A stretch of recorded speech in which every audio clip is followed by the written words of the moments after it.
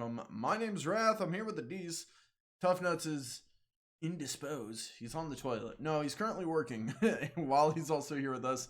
He'll be joining us here in just a little bit, but my name's Wrath. I run a current D&D, a Zweihander campaign called King's Crossing. Currently an ongoing campaign featuring two different groups going through similar adventures. I run a Twitch stream where we do kind of an RPG focus. We've got a Baldur's Gate 3 Let's Play going on right now. I've been doing a gas station simulator kind of Let's Play on the channel alone, not on YouTube. A couple other things. We've got some other games going on down on the channel, as well as Drinks and Discussions, the RPG podcast. The podcast every week on Monday nights, we get together, hang out, have some drinks, and talk RPGs. Cheers. Cheers. My friend here, who are you? Hello, my name is Adis. I've got a couple things here on the channel with the Baldur's Gate 3 Let's Play with Wrath here, as well as Tough Nuts. And then we also have Wrath and Tough Nuts again for King's Crossing with the adventures of Nimwort and Adarag. Buddy. Where I play Adarag. I also am in a not streamed playthrough of Mines of Phandelver. That's a that I'm doing where our DM is actually Tough Nuts, and I'm playing a Ghostwise Halfling cleric of the Twilight Order. That sounds pretty cool. Ghostwise Halfling, cleric of the Twilight Order. Yes. That's cool. And all Duskblade. That's us. That's what we do. That's why we're here. We're nobodies. We're just decided to get on here and make a podcast, and we hope that you listen to it. Basically it. How's it been? How's your week been? Been good? My week's been good. Where'd you go? Podcast. Not podcast. What am I talking about? Has the podcast been good? Yes, podcast has been good. Oh, that's Thank good. you, podcast. Thank you, podcast. Work's been good. Life's been good. Relationship. Yeah, relationship's been great. Yeah. How terrible would that have been if y'all like broke up and I just put you on the spot? I'm like, relationship, and you're like, actually, Wrath. Actually, yeah, my friend. Thanks for bringing that up. But everything's copacetic. Got a. Things are going well in the work-wise as well, and love to take a break from it all and sit down here with you and have a nice chat. Thanks, man. With a drink. yeah, with a drink. Definitely. Myself, I was telling you beforehand, apparently I took vacation this week and forgot about it, so I was working this morning before I realized about halfway through that I'm on vacation.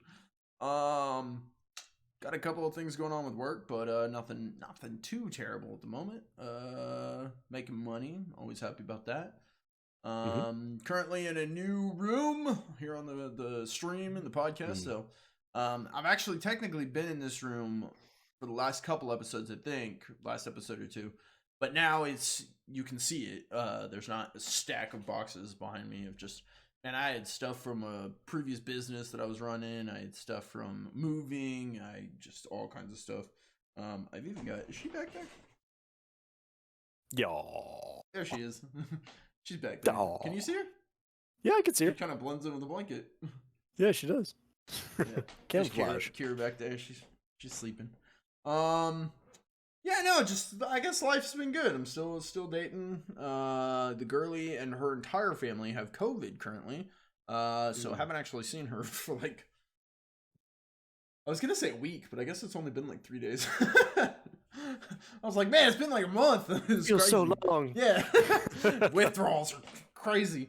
No, otherwise life's good, man. But yeah, RPGs. You guys finally came back. You guys are bi-weekly, having a bi-monthly, I believe is the correct term, game of Mines of Phandelver, and you guys were back as of yesterday, back in session for episode 2, correct? Session 2, yep. We had quite an eventful session. Lots of combat this session. Ooh, getting into combat. Is this your So guys' first combat? No, you guys got into combat in your first episode. we got, yeah, first episode we had our combat, but this one was a very, it had more than one fight, so it was quite a prolonged, like you had to keep good track of your spell slots and Oh, make yeah, sure that yeah. you had everything all accounted for. I'm curious, does Tough Nuts as your DM, does he keep track of, does he make you guys track ammo? Is any of you guys an ammo user? So we have a couple of ammo users. We got a ranger, so he's got his longbow, and then we have a rogue who uses a short bow. He doesn't really make those two track their arrows per se. Although you'll have to ask him later once he jumps on here, because I'm pretty sure he might have some system in place for that. But for right now, he hasn't been making them track that stuff. We also have all new players, so I think that's kind of a nice thing that he's doing. The reason why I brought it up is if spellcasters have to cast their spells and then they eventually run out, it would be unfair if Rangers just like, haha, unlimited ammo. Yeah. You know, I was like, I could see where like the imbalance would be. Sure. But I also know a lot of DMs don't track ammo. Yeah, But and they track I think spells. yeah, and I think and then your sword fighter just swings.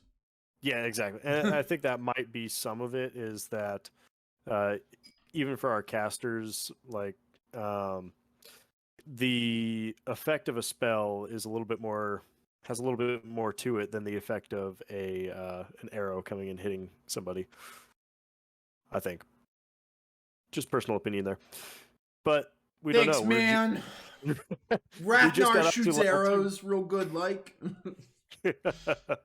We did just get up to level 2 though, so with with the last encounter of our session, we took down a bugbear, which we now have him knocked out. We didn't kill him, so we're going to try to. Did that make you feel pretty good? That felt pretty good. You're like, I gotta get this bugbear. I need him to avenge Adderhag. Adderhag needs his boat back. Yeah. You guys took his boat. They're like, what? Who are you? What are you talking about? Who are you talking about? Took my friend's boat. God. That would have been so funny if you had brought that up like in session. Tough Nuts probably would have started dying laughing. Like, no, they don't have her boat. Shut up. Yeah, Tough Nuts would have been the only one in the group that got that joke. Right. Yeah. But yeah, so good session. We learned a lot about combat. I think everybody did a pretty good job, even though we have all new people. Everybody did a pretty good job of like conserving their consumables, let's say. So that way we only had one person go down, and that was a little bit of a miscalculation on our part. How'd that happen? So we had knocked down the bugbear. He was prone, and then our ranger walked up to him, and he had one last fight in him. So he swung and hit him with a flail and knocked our ranger down. Ranger gets knocked out. Oh, that's embarrassing. That would suck. You're the ranger. You're just like, come on. Oh, that's rough. But yeah, so we'll have to address that next session because we also went an hour over on our typical play time. We just got in the middle of a big fight, and we wanted to see it through. So okay, so you guys pulled a Chison. Chison, he's gonna listen to this. He actually got mad at me last week. I mentioned this, and he called me out for it. Chison is notorious for going over. And he's like, Wrath would rather cut it off in the middle of a fight. Yeah, I would. I gotta stream. You know, there's time frames on this. But no, I 100% get it, and I'm very hypocritical. Because Pickles and I, we've been playing D&D and Pathfinder and all that for a long time, right? Mm-hmm. We would get together and hang out and turn on the game. We'd start up the game and play. And man, 12 hours had passed. And you'd be like, we should, like, stop. Like, I gotta go home. Like, you know. So I can't rag on anyone for going over on the time limit. Plus, I mean, if you're really into the game and you're having a ton of fun, like, why stop? You know, if everyone's wanting to keep going, like, keep going. The only reason I brought it up with Chison is because he was running a game that started at like 11 o'clock p.m. my time and went till 1 a.m. or something my time. And I was in the middle of my gym circuit, like trying to get buff, trying to get back in shape, was on a very routine schedule. And when he would go past 1, it's getting like 2 a.m. I'm sitting here like, guys, I gotta go to bed. And I felt so bad because, they're all having fun and playing. I was just over here like, please. Make it stop. Yeah. But no, so you guys went an hour over. Must have all been having fun. Must have been a good time. Oh yeah, even talking about it afterwards, like we were at about 2 hours and 15 minutes was like where we could kind of say like, all right, if we didn't want to stop it in the middle of a fight, that would have been like the last break that we could have done. But 2 hours and 15 minutes, Like, not a whole lot of play time. We're going in. We're going in. We're doing it. Our ranger just charged into the room and was like, all right, we're doing this. It's like, okay, we're going. Like with not last week, the week before when we did the one shot on the channel, with the Fwong. We went, I don't know, what was it, a half hour over? Yeah, about a half hour over. Like that wasn't even that bad, and we got to see the fight through to the finish, and sometimes it's worth it. Sometimes you got to go over it. Like the tough part is now that we're all adults, people have commitments, people have time constraints. People have families, wives, kids, whatever that pulls them away. Got to go do this, that, and the other. Like Chison would love to be here, but he, has a family that he has to, tend to. Shifty would really wanted to join, but he works today and he during this time, and he's like, oh dang. So stuff happens, and sometimes you're just not able to. So those rare moments where you do get an extra 30 minutes to kind of go over in a game might be worth it. Yeah. Like if we're able to stick around for an extra half hour, let's stick around for an extra half hour and see it through. Yeah, I get it. That's good. Yeah. Well, we probably shouldn't have even discussed that topic because we needed tough notes for it. So this is probably going to be. Oh, don't worry. There's still a lot more that we can talk about. We were talking about this before we started up stream. Last week we went an hour into the stream discussing a bunch of stuff, talking about it, and then Pickles joined, and we saw fit to just decide to go over everything that we had talked about all over again. So you got 2 hours, 1 hour for the price of 2 is what you got. So we just spent 2 hours talking over the same thing. It was a whole thing, and we're probably gonna end up doing it again now. So yay. Yeah. Well, here's something we could discuss. What are you drinking? Oh yeah, drinks. That's usually how we start. I'm so sorry. And I saw you mixing up your drink, and I had mixed up my drink right beforehand, and I was like, oh, I should ask. And then I was like, no, wait until we start stream, and then I'll ask him about his drink. And then I totally forgot. There you go. I'm back to the classic. I'm off beer again. Well, I say I'm off beer. I think I got like 3 in the fridge, but I'm back to liquor because well, for reasons which we can get into if you want, but it's my fave. It's my whiskey sour. Whiskey sour. Yeah, nice. It's my whiskey sour. I go with it's nothing fancy. I go with a Crown. I started making it myself because like when I go to the bars, like some people just really fuck it up. I've ordered it a lot because like I don't go out a lot, but like when I do go out, I get a whiskey sour. This is kind of like my go-to drink right now. And I'd say I've probably ordered it like maybe 10 different places, and I'd say I've had about 2 good ones. Like that's not a good record. I don't know why people mess it up, or maybe I just don't like it the way it's normally made, and the people who actually messed it up is the way I like it. I don't know. But I decided to just buy the stuff and just make it myself. Saves me money anyway. So I go with some Crown Royal. It's nothing fancy. I want to start dabbling in some other whiskeys and see what would be good with the whiskey sour. I want to try some other stuff. Crown Royal is just the one that I'm familiar with, so that's what I went with. It's a safe bet. Simple syrup and lemon juice. Nothing crazy. But it hits the spot. I do really want to get, because you can see I got ice floating in this thing. Gotta get some ice rock. Rookie gotta get mistake. some rocks. Yep, I gotta get some rocks. So that's my next probably like gift to myself is get some whiskey stones. What you got? Tell me about it. So I have a Whistle Pig piggyback, 100% rye.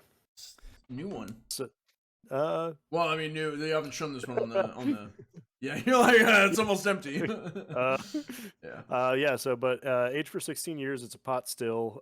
It's 100% rye. So, the grain bill is all rye. And that's kind of what I like about the Whistle Pigs is that they do just kind of keep it simple. But this one is aged for 6 years in American oak barrels. It's got 96.56 proof. And yeah, it's a rye. That's not bad. One thing that I find interesting about this one is when you're tasting it, you definitely get like a strong, like an alfalfa sort of taste to it. I wouldn't even know, what does that even taste like?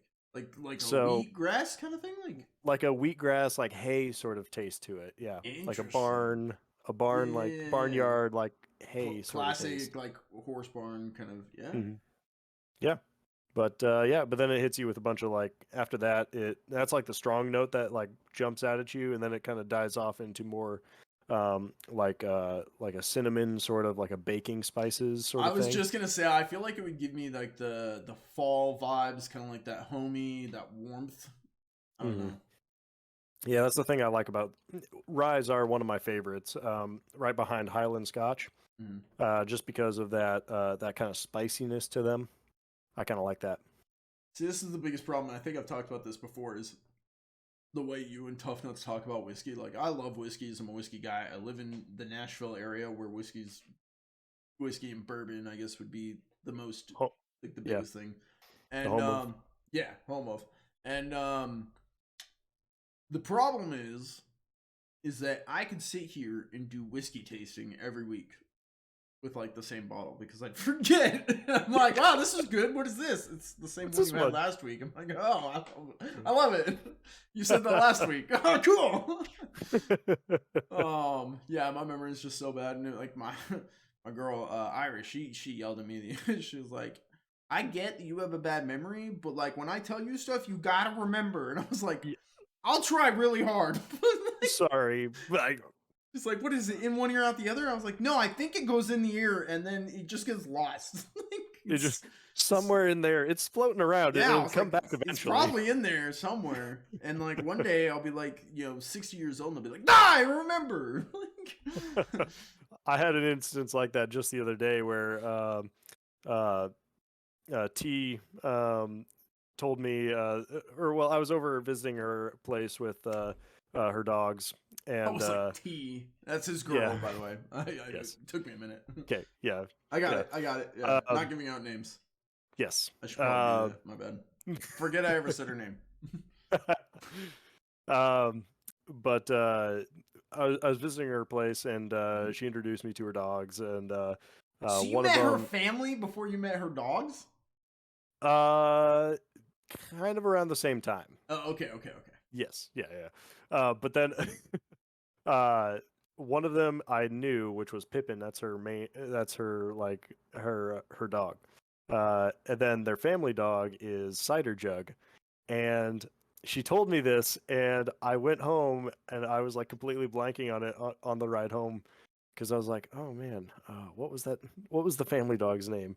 I was in the shower and I was like 2 days later, I was in the shower and I was like, Cider Jug. That's just how my mind works. Yep. I get it, man. That's you and I have a lot in common then.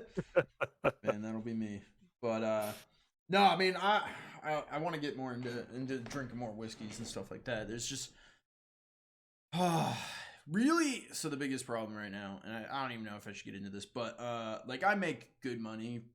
Surprisingly, I make decent money, I would say. Which to me it doesn't feel like a lot, but I've seen videos, a lot of these videos surfacing on YouTube or TikTok, excuse me, where they're asking these girls like, what do you think the average income is for a man in this 20 to 30 or 30 to 40 or whatever this age range, 25 to 35. What do you think the average income is? And they're like, oh, like 250,000. Like that's like a very common answer. Oh, like they got to be making like 100, 200, 200,000. I was sitting here, what? And the average, don't quote me on this. I'd have to look it up. What they were reporting, the averages for the like salaries, yearly salaries for these people is like $30,000 to $50,000 a year. Yeah, I've heard that figure before. That sounds about right. Yeah. Okay. Yeah. And I was like, damn, like these girls just out here thinking we loaded, like we walking around with 250 grand in our pocket. I was like, you about to have a rude awakening. It's like I'm just gonna go buy all my eyebrows, and I'm like, the hell you are? No, I mean like it was crazy, but Yeah. comparatively, I make decent money, and I was like, okay, like I must be doing well Yeah. for myself. The problem is that I still have debt because I was homeless for a while. I don't know if you knew that, but I was homeless for a Yep. while, and I racked up some debt from it. Being homeless, you can't pay for shit, and it sucks. So I have debt to my name. Granted, it's almost all paid off. It's about paid off. But where I'm like, I make really good money, I don't really get to see it, and I don't get to enjoy it because I'm paying off all my debts as fast as I can and like trying to get out from under it. I'm like, okay, and I'm Yep. good. Like obviously, I'm doing well. I have a roof over my house. A roof over my house. I have a and House like, over my roof. I mean, there's a roof over my place. That is true, but a roof over my head, and like I'm doing all right. But where it's like I really want to go out and buy like 200. I was talking with my dad. About you guys, and I was like, man, these guys just showing up with $250 bottle of whiskey. I'm like, who does that? Like the motherfucker. I was like, my dad was like, yeah, I know that's like normal. I'm like, what do you mean that's normal? I'm like, shut up, Dad. I'm broke. I'm poor. He's like, you're not poor. I was like, well, true, but yeah. I mean, like, I remember when I was making Taco Bell money and I could afford like in alcohol, Yeah. Now I'm like, okay, like granted, I pay out a lot of money to just like a little. I mean, I went and bought a motorcycle, like I moved across the country like 15 times. That racks up, So Yeah. eventually, I plan to have a wall of just whiskeys and stuff, and like that'll be cool. Like, Yeah. something, I don't know. Maybe it'll be like a shelf, not a wall. I gotta be realistic. But what I'd also really like to do, in addition to that, bringing us back to the RPG, is to have, basically, my girl, she is really good at like interior design, like remarkably. I went over to her apartment, a small apartment. I walked in, and I was like, "What the heck? This place is great! Like it looks like an actual home." I look at my place, and I'm like, "I got a longboard. I don't even longboard." I walked into her place, and she's got like artwork on the walls and like a theme, and everything matches. And she had placemats. She had placemats on her table. I asked her, I was like, "What the hell is that? Like a dolly or what are them things called?" Them things Doily. Doily? I was like, "That's some things my grandma had." She goes, Yeah. "It's a placemat." I was like, "People still use placemats?" She goes, "Adults do." I was like, "Oh."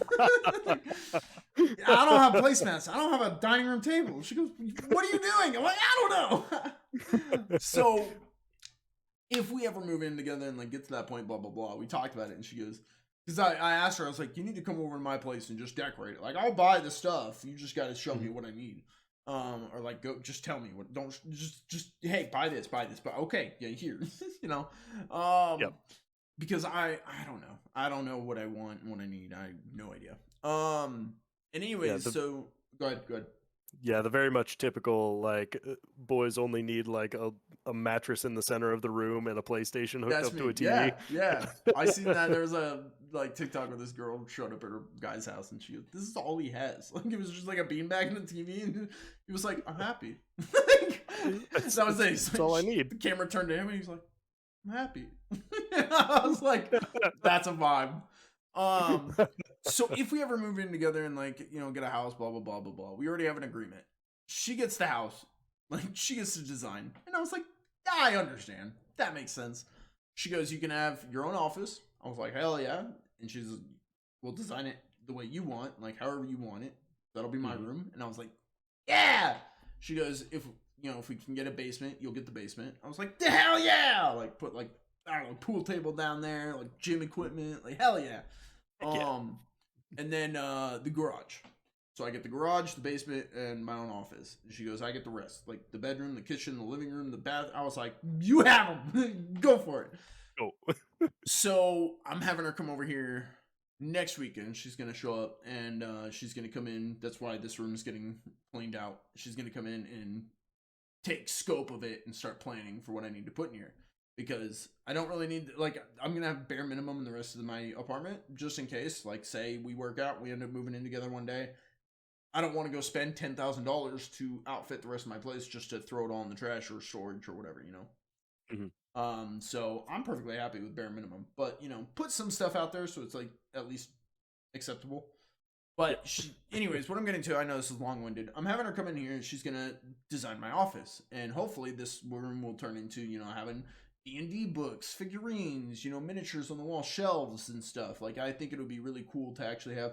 It would be nice to like have a table. I mean, it might have to be small, but or like against the wall. I'm not gonna have people come over to play games, but like a workspace where I could actually like work on, you know, designing D&D games and the like. So anyways, long story short, that's hopefully what this office will turn into, plus alcohol. Nice.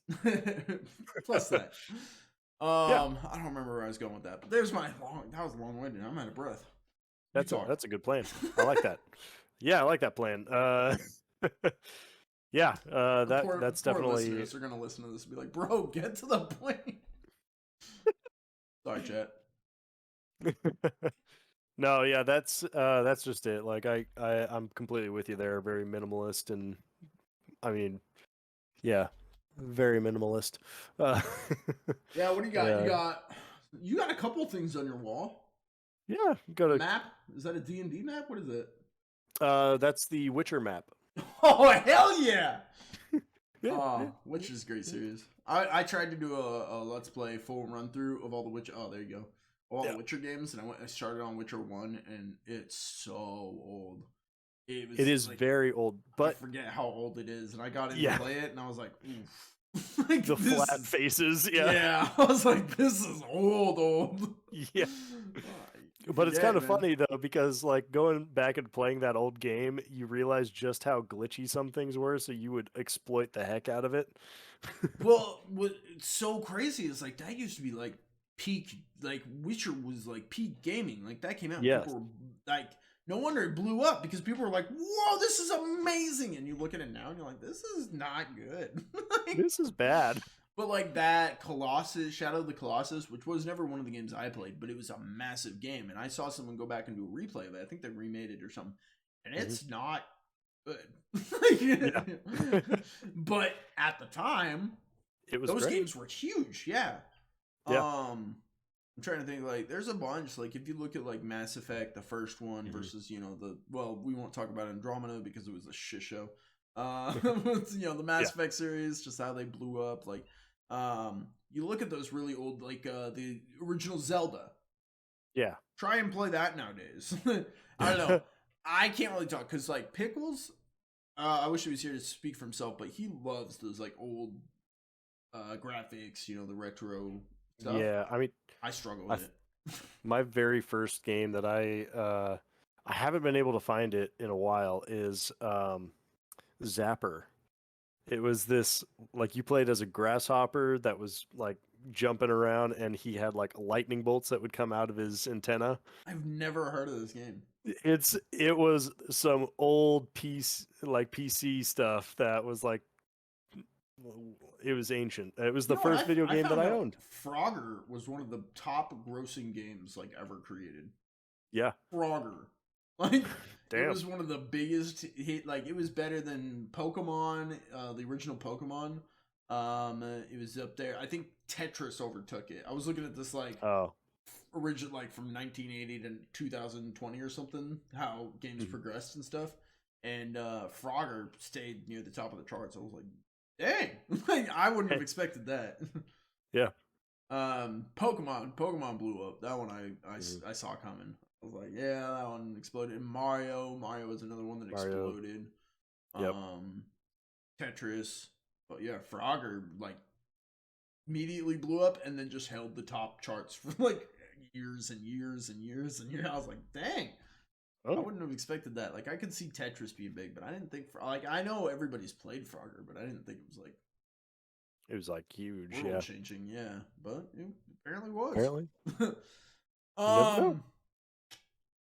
I want to talk King's Crossing, but I might kind of want to wait for Tough Nuts. We already talked about his game without him, so before we dive into Strange Town Golden Ridge, we should wait for Pickles. So We're just gonna dive into some discussion topics. You good with that? Yeah, let's do it. All right. For anyone tuning in and listening, the way this show works, well, actually, this is actually a great segue that I totally planned on purpose. No, I'm making up, and it's one of those fuck around and find out kind of situations. But so the way this show has worked is that we just kind of show up and we talk. And it's basically it. You just show up and you talk about whatever you want to talk about. If we want to, sometimes like Tough Nuts was showing up with a list of questions about DMing and stuff that he wanted to talk about. Pickles would have like something that irked him that he wanted to discuss and bring up or whatever. We're gonna bring some format to this show, and I think I talked about this a little bit last week. The idea being that we want to incorporate a 1 hour one shot near the end of the session. Continual one shot, and the idea that we had pretty much landed on last week. You were here for this, so correct me if I'm wrong. The idea we landed on was each week a different DM would pop in and continue their one shot storyline.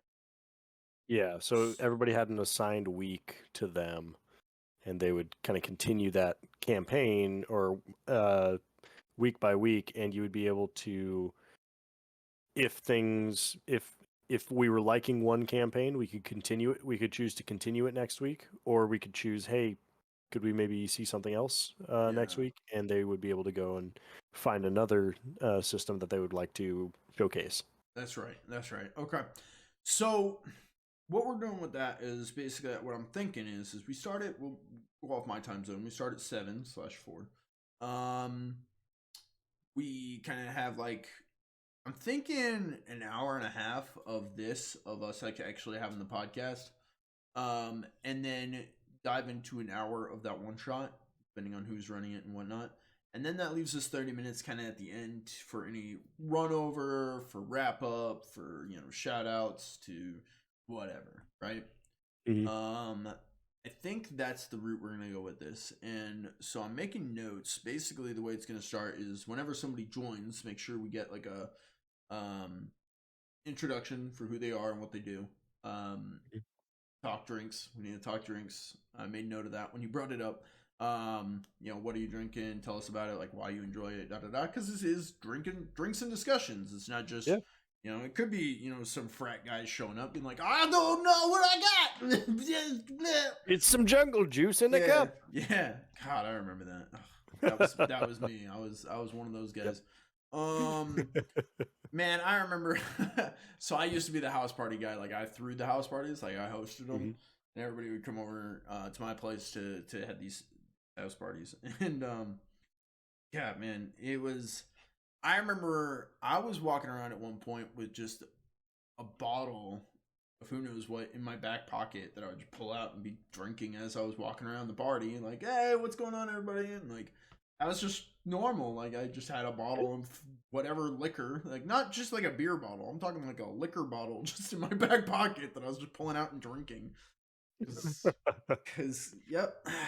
Because that was college. Yeah, smart. For me it was Mad Dog. That was my drink. That was my back pocket drink of choice. Sounds familiar. It's like an orange juice with alcohol. Somebody breaking into your car? Oh, you could hear that. Yeah. Yeah. I remember one time, I don't want to. Actually, I remember this chick. I don't know if I should bring this up. It's not really my story, but fuck it, she did it. So, this chick came over and party. Everyone's hanging out, blah blah blah, and real innocent blonde chick. Really smart in school, good at school, blah blah blah blah blah. This chick downed a bottle of vodka, I think like a fifth of vodka, like fucking downed, gone. And like I remember I took it away from her at one point. I think it was like halfway gone. And I was like, okay. And I'm drunk, because I was an idiot. Yeah. And I'm like, even I knew. I was like, you're done. You don't need that. Yeah, I was like, you're little. Like you're dead. I already know. Yeah. So I pulled it away. And then I remember it was gone. She got her hands back on it or whatever, downed it. Down this fucker. and this chick fucking spewed all over my room. Like, that's it, because I carried her upstairs and put her to bed. I was like, you're in bed, you're done. Like, she was gone. I was like, go to bed. Like, I don't even know you, go to bed. I'll sleep down, I don't care, go to bed. And I went back downstairs to party, because the party's still going on. And this girl, I remember someone came down and like, Wrath, your room is dirty. I was like, what you mean? Go upstairs, she spewed. I mean, dripping from like the ceilings, like puke everywhere. I was like, you gotta be kidding me. So, like exorcism levels. Yeah, of just, yeah. That's when I was like, all right, like I need to be smarter about my choices. This isn't cool, because I know you're not gonna clean it. She's bleh. So like, I got help. We threw her in the shower, like full dressed and everything, because she's just covered. I was like, I don't care. I turned on the shower and went back downstairs. Anyway, somebody else was taking care of her. Yeah, so that be smart, guys. Yeah. Make smart choices. Don't do drugs. Yeah. Or, whatever. You know, I've never done drugs, so I can't really, I've never touched them, so I can't really be like the guy who's like, yeah, you should never touch them, because I don't have the experience to go off of. But I can be like, I can tell you I never touched them, and well, no, my life still went to shit, but it's doing better now. Well, some would call alcohol a drug. It's true. Yeah. Is it considered a downer? Is that what it is? Yeah, it's a depressant. Yeah. Well, that explains a lot. That makes sense. Yeah. Yeah. What was I getting into? Anyways, yeah, there's format to the show, as you can see. One of my friends was listening to our first episode, and he goes, "This is very chaotic," and I was like, "Yeah." So, like, I've had a couple people like listen to the show or listen to the concept of the show, and like, they're like, "That's not how it's done. Like, you guys aren't hitting it." Blah blah blah. And I was like, "Who says? Like, who says a podcast specifically has to be done this specific way?" We're having fun. We're hanging out, chit-chatting. Like, I mean, we can be all over the place and being chaotic, but we're following the conversation. Like, our conversation has just kind of flown for every episode so far. So if we can follow it, and we're idiots, well, I shouldn't talk for you. If we can follow it, and I'm an idiot, I'm pretty sure you should be able to figure it out, chat. Calling you out, Shifty. It doesn't take a rocket scientist. I was like, two of you are rocket scientists. Wait, I work with that shit too. I mean, like, yeah, we're a bunch of rocket scientists. We should. Hey, 3 rocket scientists get together. They work for Boeing. I work for the shit that makes Boeing go up. So, there you go. That's a good explanation. Are you guys allowed to name drop where you work? I don't know if I should name drop where you work, but is that like a bad thing? Long as I think it's okay. Yeah, we're not bringing bad publicity to them. Good company. Do your thing. Sponsor us. Could you imagine? Sponsor us, as I have alcohol in the shot. Yeah, there's two employees just at home.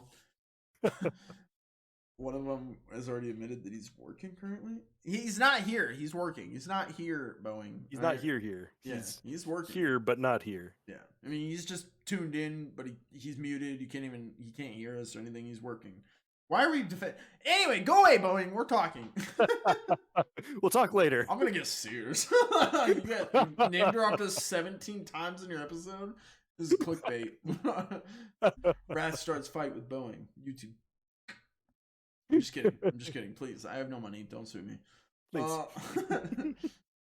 Anyways, we were talking about format to the show. Yes. But yeah, so that's the idea that we're gonna go forward with this. Now, we have, hopefully, all pending. Pickles is ready. Cool. As of today, start a one-shot this week. So that's why I was in Discord trying to check who was going to be here. Going into this, just because I think we're going to need to start having a better accountability of who's showing up and who's planning on. You guys don't have to show up. This is all just open forum, open table. People can come in and talk. That's why I'm in this room of the Discord where it's open, people can join and talk. But I think we should have a little bit more accountability of an idea, a head count, like a party for 3, so that way the DM has a better idea, so that way they can be prepping like an hour before or whatever. Okay, I've got 3 party members. I need to make sure that I'm ready for that. I've got 7 party members. Like, that's a big difference, Yeah. So anyways, that's that. All right, I wanted to talk about format. We talked about it. Good, done. That took a while. I'm very long-winded today. Yeah. It's filling time while we wait for others. That's true. I feel like that's the whole first hour of the show every week is you and I just kind of chit-chat and fill in space until people show up. Wrath and Adise, just chatting.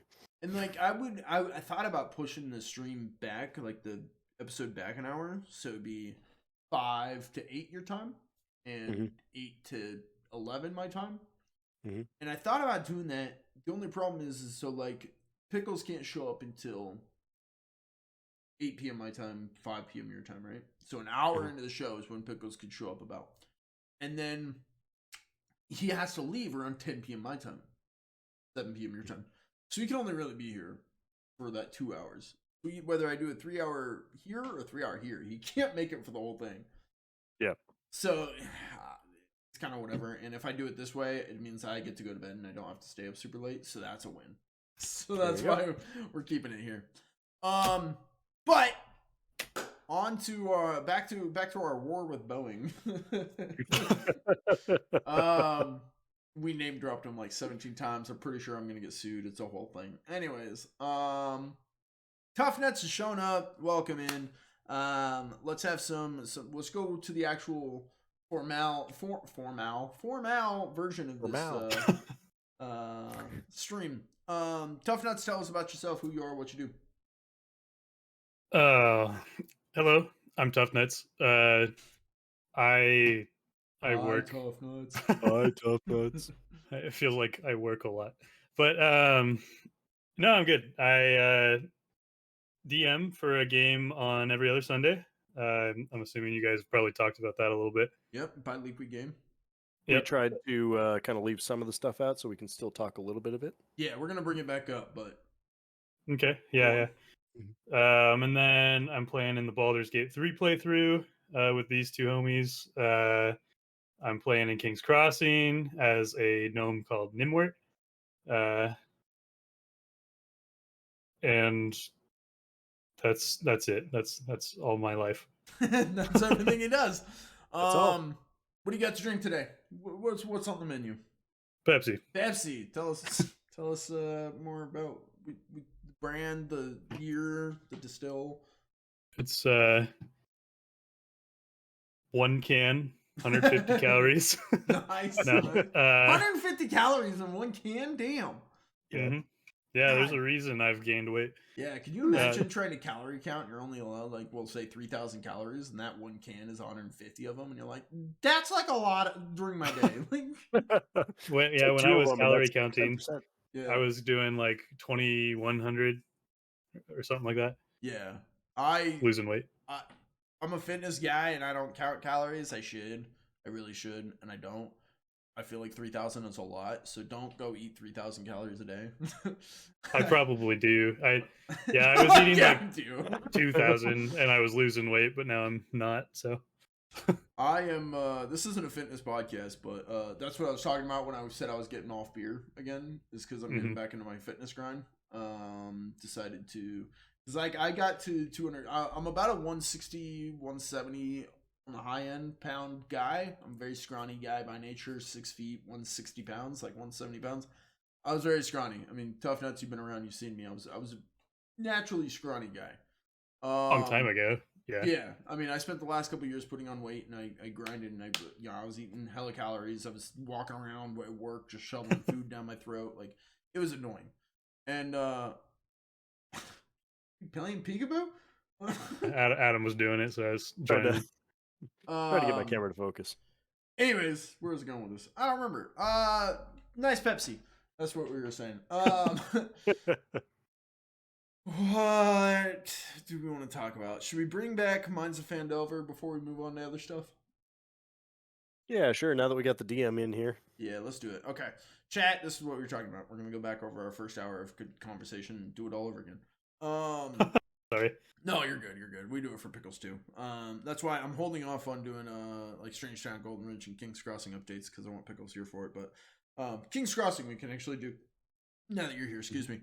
So mine's in Fandelver. Again, this is the game that he was talking about. He DMs, he plays in. I'm not a part of.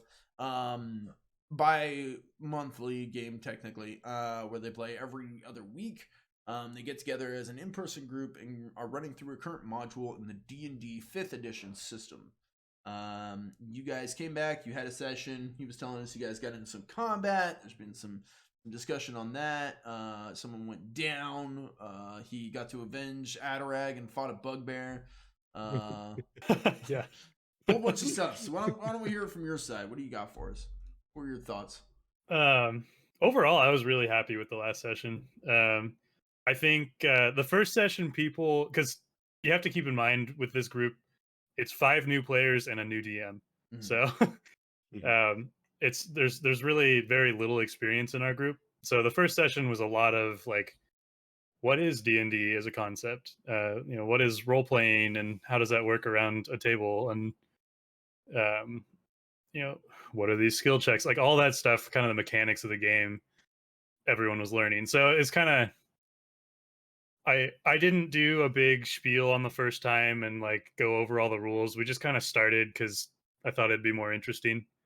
And we kind of learned as we go. But this time, I think things were clicking for people more. I think people were starting to catch on to how the game works a little bit. I noticed people were starting to use more options that their characters had available, which I was excited to see. I always enjoy it when they go from can I like sneak in and like attack them to would you be okay if I rolled a stealth check to get my sneak attack? And you're like, yes, you get it. Yeah. I'm trying to encourage my players to tell me what they want to do, and I'll tell them if they need a check or something. Because they're kind of getting caught up in like, oh, I don't know which check it is. Can I do a investigation or? Yeah, I'll catch people. I mean, I've been at it 15 years. I still catch it. Where I'm like, just tell me what you want to do. Like, are you trying to? Yeah. They're like, is it investigate or perception? I'm like, well, that depends on what you're trying to do. So tell me what you're trying to do, and I'll tell you what it is. Right. So I'm trying to teach people that early, and I think we're getting there. But yeah, I mean, I'm curious to hear what Adam thinks, and I'm sure you've already gone over that. But yeah, I thought it was a good session. There was definitely some challenge. I think they recognized that there's some danger. This bugbear that they fought was pretty nuts. They're all level 1, and I'm gonna have them go up to level 2 because I was gonna wait for them to clear this dungeon, and they still have a little bit to go. But some of the characters at level 1 just don't have a lot of options of what they can do, and I want them to feel like they have a little bit more, more than I'm going to shoot my bow every turn. So, it went well. Yep. Do you just want to give us a summary on your thoughts? Yeah. Yeah, so I would agree. We had a lot of good gameplay. We had a good set of a good mix of like things, but like heavy combat focus this time around, which was important for everybody to kind of understand what their their consumables. I keep on calling it consumables. I don't know if that's quite the right term. But actions, maybe. Yeah, I get it. Yeah. Spell slots, all that. Spell slots, yeah, their abilities, that sort of stuff. But everybody was kind of starting to click on, oh, I need to save these things and use the things that like cantrips and use things that I can use at will more often, and then just save these bigger things for the like big boss bugbear that we're about to fight. And we also had an interesting little session with feeding wolves and taming some wolves. We also had a couple of things that had. Let's see, what are some other things that happened? We also captured a goblin to guide us around the traps on the way to the hideout. Oh, nice! You pulled a Saza. That one backfired on me. So there, They got ambushed in their first session, and they just didn't look at any of the bodies. Nothing. They kind of found a trail, but decided to go back to the town to like regroup. And so this session, the second session, started with them coming back to the ambush site, and they were looking for that trail again, and they were all crit failing. Like there was like 4 of them that failed. This reminds me of King's Crossing. And so, yeah, the rolls last night they were nuts. They like get you it was either sometimes. 20s or 1s. Yep, Yeah, that'll get you. But yeah, on the second crit fail, looking for the path, I just had them fall into a bush, and I had a goblin there. And it backfired on me because I was intending that to be like, oh shoot, there's an enemy, but they ended up just capturing him, and he led them past all the traps and stuff. That's something But that was Pickles fine. would do, man. I've been there where I'm like, there's an enemy, and Pickles is just like, hey man, you want to be my friend? I'm like, I guess. Okay. He did it in our one shot with Chison. He saw the Hydra and he was like, hey man. Yeah. Yeah. So then they ended up having an inside man to help him. Yeah, Saza from Baldur's Gate 3. We saved a goblin who helped us. Well, supposedly is supposed to help us get into the goblin camp. I don't know if she ever actually did or not, but I think we attacked them first. Yeah. Oh, I wonder if we wouldn't have attacked them. I wonder if we would just... If we would try to just walk in and talk to them. Yeah, we just walked in and attacked. Oh, our bad. Wait, you're talking the goblins at the gate? Yeah, Baldur's Gate 3. Saza is supposed to go in and like let the boss know that we're coming and we're friends, and we just walked in and killed him. I don't think we've been there yet in our playthrough. Oh, it's a different goblin camp. You're right. I'm thinking of the goblin camp where we just came across those ogres. Oh yeah, different. Yeah. Different. Okay, yeah. So she's at a different goblin camp. That's right. Okay. Anyways, that's on Baldur's Gate 3. Go watch the Let's Play. It's on YouTube. With Minds of Fandover, this is one thing I wanted to bring up.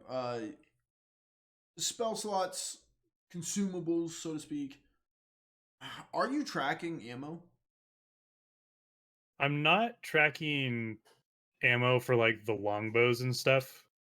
Yeah, we're definitely tracking like spell slots and all that stuff, but this is something that I was bringing up because I asked him because your magic users have spell slots. They use 3 spells, they're out, like they can't use those anymore. Meanwhile, your ranger's just like unlimited ammo, haha, and it's not fair. But so many, like it's very common. Like I don't want to track ammo. I don't want to do that logistics. I get that. So many dudes do, but I can see the imbalance where your magic users are like, I mean, it's like in Baldur's Gate 3. I'm a ranger. I have unlimited ammo. I just shoot arrows constantly. Meanwhile, I hear Tough Nuts in my earpiece going, I don't have any spells, guys. Guys, I don't have any spells. Guys, we need a long rest. I'm like, long rest? I don't need a long rest. You're like, I'm out of spells. I'm like, get good, man. So I can see where the imbalance. The answer is cantrips, right? Like you're supposed to always be able to do something, but I kind of view the like for a ranger, for example, like that's why I want them to go to level 2, because every turn I shoot my longbow. Like I view that kind of as a cantrip for him, and he'll get other utility spells soon, and he'll have spell slots and all that stuff. Well, look at, I mean, I don't play D&D 5th edition, but, or any edition. But in Baldur's Gate 3, it's based off D&D and uses the D&D system. I was playing a ranger, and I had like 3 different animals out at a time, and was able to like summon all this stuff. Yeah. And like, granted, I was level like 3 or 4 or something, but I mean, it can get a lot.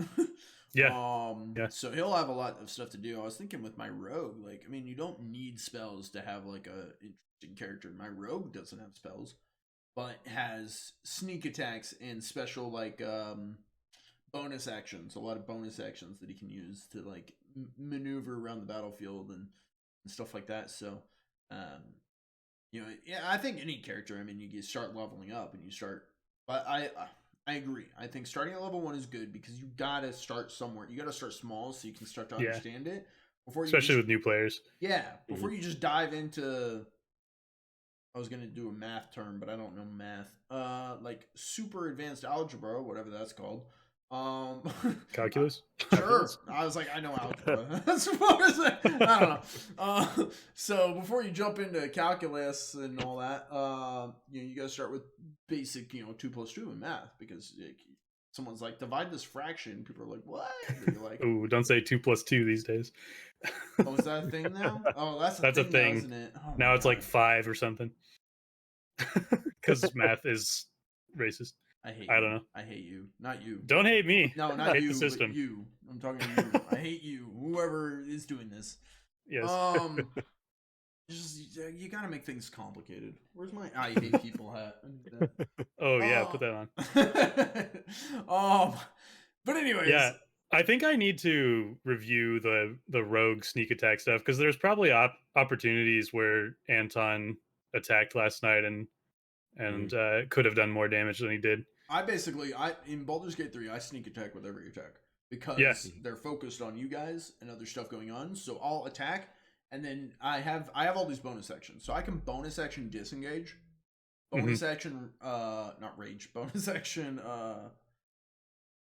sprint. There's a word for that. Dash. Yeah. Dash, yeah. I was like, there's a word for it.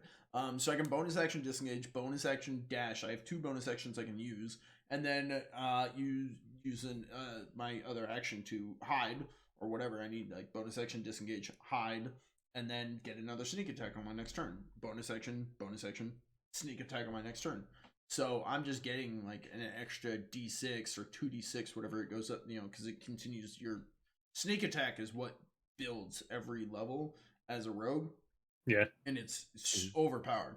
So, I mean, I'm no D&D expert, so there's probably better builds for it and other stuff. But from what I understand, you sneak attack every time, you're going to be doing hella damage. And that's where you guys saw me doing like that 37 crit and stuff like that. Where I'm like, even I was like, damn! Yeah. Yeah, I'm going to take an action this week to... So each of the players needs to come to me, and I'll help them level up this week. I was going to ask if you guys had leveled up yet or not.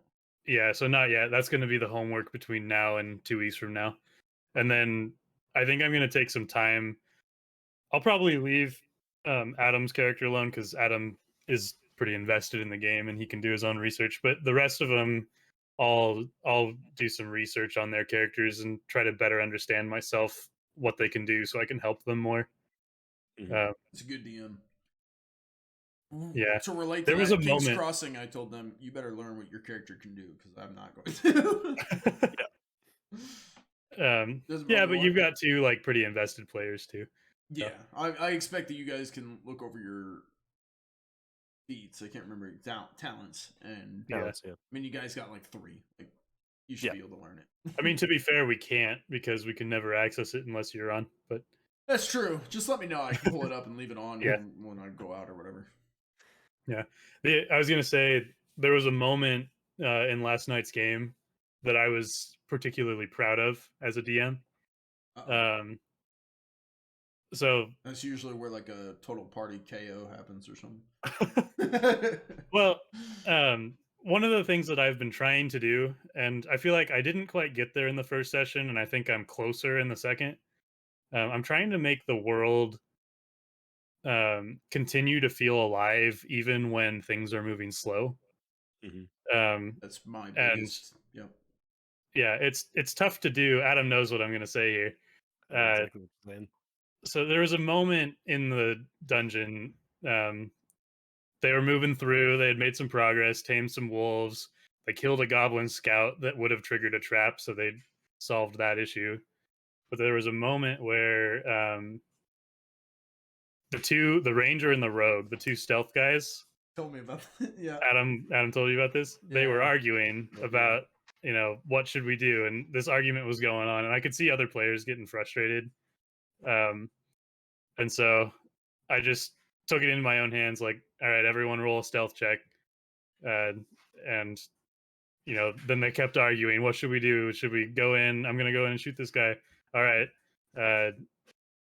Roll for initiative. Like, the enemies were moving around while they were talking, and if you take too long, you get found, and things start happening. So a goblin ran into another room. Or you get And kicked in the face as you're trying to figure out how to apply poison to your dagger. My stiletto, yes.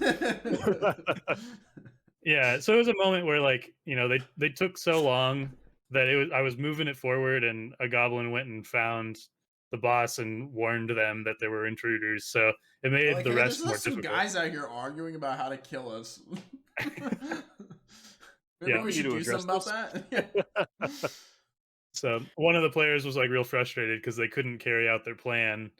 But I thought it made for some interesting gameplay, and they had Yeah. to do some like real quick problem solving. Yep, and it teaches players to work together and stop arguing, because your Yes. arguing is taking time. Yes. And you need to. They're like, oh, I didn't get to act out my plan. Well, maybe if you guys would fucking agree, you would have gotten to. Yeah. Yeah. I think there was a little bit of misunderstanding there on the part of our ranger of like what was actually being said. Just a little bit of miscommunication between the two of them that kind of sparked the whole thing. But To be fair, it's episode 2. yeah, exactly, don't and they're know, still yeah. learning. So I think that going forward, we kind of cleared it up by the end of the night. And after the session was over, we had a little debrief, and I think we kind of sorted out. Okay, so that's what you're supposed to do. And technically, you were both saying the same thing. It's just you just needed to kind of communicate this better. Yeah. They just weren't deciding. Oh, thank you, Emma. They weren't deciding on what to. Hi, Emma. Hi, Emma. The guy say hi. She says hello. I heard.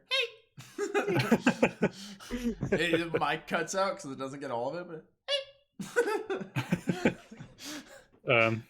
But But yeah, I don't know. I was really happy with how last night went. I was going into the session, I was worried I didn't have enough content, and we were just fine. been there. Yeah. Or like I have all this, and I'm like, I have this much, but I've really only prepped like this much. I'm like, and then you guys get through like that much, and I'm like, oh, we're good.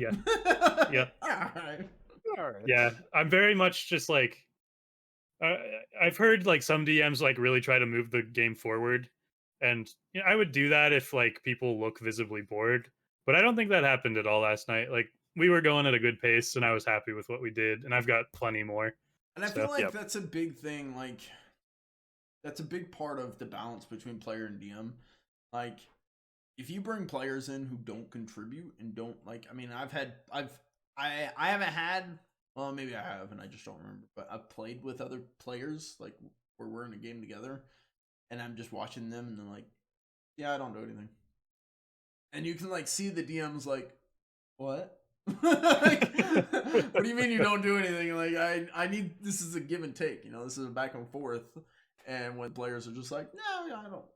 Or it's, like it's the DM is feeling like they're not doing their job because they're like, I provided you all of this. What do you do with it? And they're like, I don't do anything with it. You're like, what the fuck do you mean you don't do anything with it? Like, okay, I guess we just stop. Like, I don't know. So that's where you're gonna get like a lot of lull in the conversation and in the progression. But as long as you have players who literally do anything, like you're gonna have progression. Like, yeah. I mean, you could have. I mean, we'll reference King's Crossing because we've talked enough about your game, and I want to shout out my own. I'm just kidding. But it's one that I can relate to. Obviously, I'm not in your guys' game. King's Crossing. I'm like, you guys get to the market. What do you do? If you would have just been like, we stand in the market, I'd be like, and do what? We just stand there and like wait for something to happen. I'm like, okay, I guess I'll just make something happen.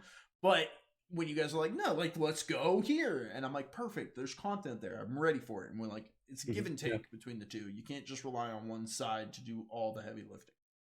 Yeah. Well, I feel like, I mean, if you're being honest as a player, there's always something your player's going to want to do. Mm-hmm. Like who in their life literally just sits and does nothing for like the day? Yeah. Like, at least turn on the TV or like something. No, like you're here. You're obviously doing something. This is great. You during some discussions. I actively avoid doing nothing for even like 10 minutes, Same. like meditation or anything. I don't do it. Yeah, I know. I try. I should meditate. I don't. But like even I'm recently into a relationship, and my girl has even noticed this morning.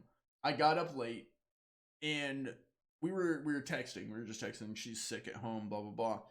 And within like an hour time frame, I was texting her and just like every text I was sending her was just like, just completed this list of things, just completed this list of things. Like I was just updating her on what I was doing. She goes, "You've been up for like an hour and you've done like 10 different things." I was like, "Yeah." She goes, "You are productive." I was like, "That's what makes me happy, is being productive. If I'm just sitting here doing nothing, I feel unproductive and it feels like I'm letting myself down." I'm one of those people. Hello, Mr. Pickles. Welcome in. Hi, Pickles. Hello. Hello. Let's do an intro. Mr. Glad Pickles, you're here. tell us who you are and what you do. I'm Mr. Pickles, accounts pickleable. Yeah, I run Strange Town of Golden Ridge on Sundays with Wrath and other people. So I do some RPG stuff. That's right. I don't think I do anything else. I'm a regular guest here. They keep letting me in, even though security Took has away the key told many them not to. times. Yeah, I have an agreement with security. Grunkle would be mad. You didn't even mention him. Well, okay, yeah. I also play Grunkle in King's Crossing. I'm King's sorry, Crossing! my brain is just scrambled here. I just want to shout out my own game again. Okay, yeah. I do play Grunkle, so if you want to see me making my one voice that I do, It's a good one. What are you drinking today? What's the drink on the menu? I don't want to get sued by saying it's a sad beer. Oh my god! But it it's was gonna blue. I thought it was a Pepsi. I was like, oh, you're not the only one. No, Someone else is drinking a Pepsi. I'm just drinking a Keystone Light because it's cheap. I gotta. Please don't sue me. Oh, a I bummer. hear, She's not even in her bed. She's like out of her bed. What? Did you fall out of bed? No. Gilligan does that too. Whatever. She's comfy. I'll allow it. Let's talk Strange Town Golden Ridge. We've gotten a hit on the other two games. Tell us about Strange Town Golden Ridge. How is it going? Quite strange, I guess. Well, Are you saying you want is that a good like thing or a bad thing? recap? That's a good thing. I don't need a full Wait, what recap. did- Just your thoughts on the game. You can tell us a quick summary about like what the game is about, just for anyone who's listening who doesn't know. Well, it's been a while since we've played. But yeah, the party it's a modern horror investigation game where the party is looking into strange things happening in a Pacific Northwest town named Golden Ridge. Sorry. It's been so long for me, I don't even remember the words to describe this. It's only been It's a week. yeah. That's all it takes for me. I was like, wait, it's only been a week. Yeah, it's an investigation game, just looking into weird things. They've seen monsters, they've seen bigger monsters. Somebody drowned in the bottom of a lake, but then they didn't really. All sorts of weird, strange things happening. Mimes are running around, getting killed, trying to stop impending doom from happening. And my party is at the stage where they're getting a little overwhelmed with all of the things as they delved into the wilderness. You know, their police chief We said went you on have to do forced this. Vacation, yeah. It was a Forced week. vacation deep into the woods of this already strange town. Yeah, it was definitely what I So- wanted to do. They are in the thick of it. That's how I would describe how the game's going. But you're happy with the progress so far? You feel like progression in your game is going well? We're just talking about that Yeah, a little bit. yeah. You and Fred have both been really great at that game. I especially liked how you're overcoming your direct oppositions to each other. Especially the first session of this adventure too. Like you guys were really trying there, and I appreciated that. It's the moment as a GM you look back on, you're like, wow, yeah, they were really, really trying to come up with the ways to solve this situation within their character. And see, this goes back to what we were talking about. Your players contribute just as much as your DM contributes. And so when you're like, what do you do? And they're like, I do nothing. You're like, okay, you got to give me something. Oh. This is what I was talking. Yeah, because it's been there. I was talking about how I've been in these games. That's because he was the DM. I eat my hair. That's the one I was thinking of. They're like, the DM's like, okay, you're in this town. This is what's going on. This is what you see. What does your character do? Nothing. What do you mean you do nothing? I don't know. I'll eat my hair. What the fuck do you mean you eat your hair? This is a real thing that happened. This is a true story. I'm not kidding. Like, Yeah.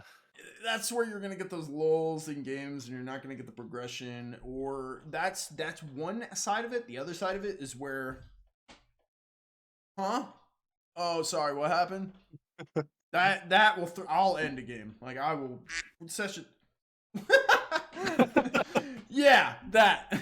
I'll end a session and be like, we'll come back next week when you're actually paying the fucking attention. Because I'm not gonna waste my time sitting here trying to run something and no one's contributing. Like it doesn't work. You gotta have a give and take. It's helpful if the players understand how much work the DM puts in. And there's two sides to that. Is already laughing. Well, there's two sides to that coin, because I think players can tell if you don't. So, so far I've put a lot of work into the first 2 sessions of our game, and I think the players know that, and so they feel probably a little bit of an obligation to like really try. And I feel like being honest with your players, like what you're saying is true, but yeah, being honest with your players. Like I've even had at a point where Pickles was one of my players. I don't remember how this came up or what game we were playing in. Probably one of my many renditions of this campaign. Where we were hanging out playing, and I think it was you and your wife that were playing. I could be wrong. And we got to a point where we had been playing for a minute, and I just stopped, and I was like, I don't have any more content. Like we've been playing for a while. I don't have any more. Like I do remember that, actually. You remember that? We were in a basement, I think at her place or something. And or maybe was it her place or your guys' place or something? We were in the basement, I think, at the bottom of the stairs. And it's the place where you made me watch Edward Scissorhands. Yes, I made you watch many things there. Yeah, and I remember I was I somehow got roped into a political campaign, and I was like helping them send out flyers or something. I don't know how I got involved in this. I think they said there was pizza afterwards, and I was like, sure, I'll join. And I was like walking around door to door doing that, and I was like got halfway through, or like I got like 3 houses in, and I was like, wait, I know where I am. I know this neighborhood, and I just showed up at your guys' place, and I was like, hey, I threw my flyers. I was like, you guys want to hang out? Yep, yeah, I remember that. You remember that? Yeah. I was like, I'm on a political campaign for I don't know who. I don't care. I'm gonna hang out with you guys instead. It just happened to be in the neighborhood where they lived at the time, and I was like, I know this neighborhood. So I just quit whatever I had signed up for. I never went back. I don't know what ever happened. Anyways. They lost the campaign. Probably, yeah. I didn't hand out enough flyers.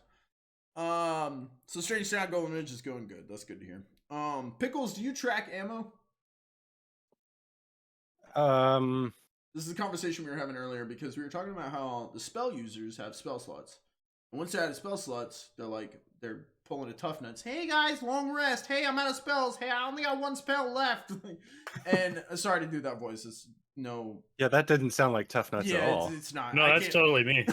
No, the cadence was all wrong. I can't do voices. If you guys have seen any of my campaigns, I can't do voices. At least I didn't make him Irish. That's something. He's got the stern father voice. Oh my god, that's so true. I don't want to be chastised by you, tough nuts. It would actually hurt my feelings. I do.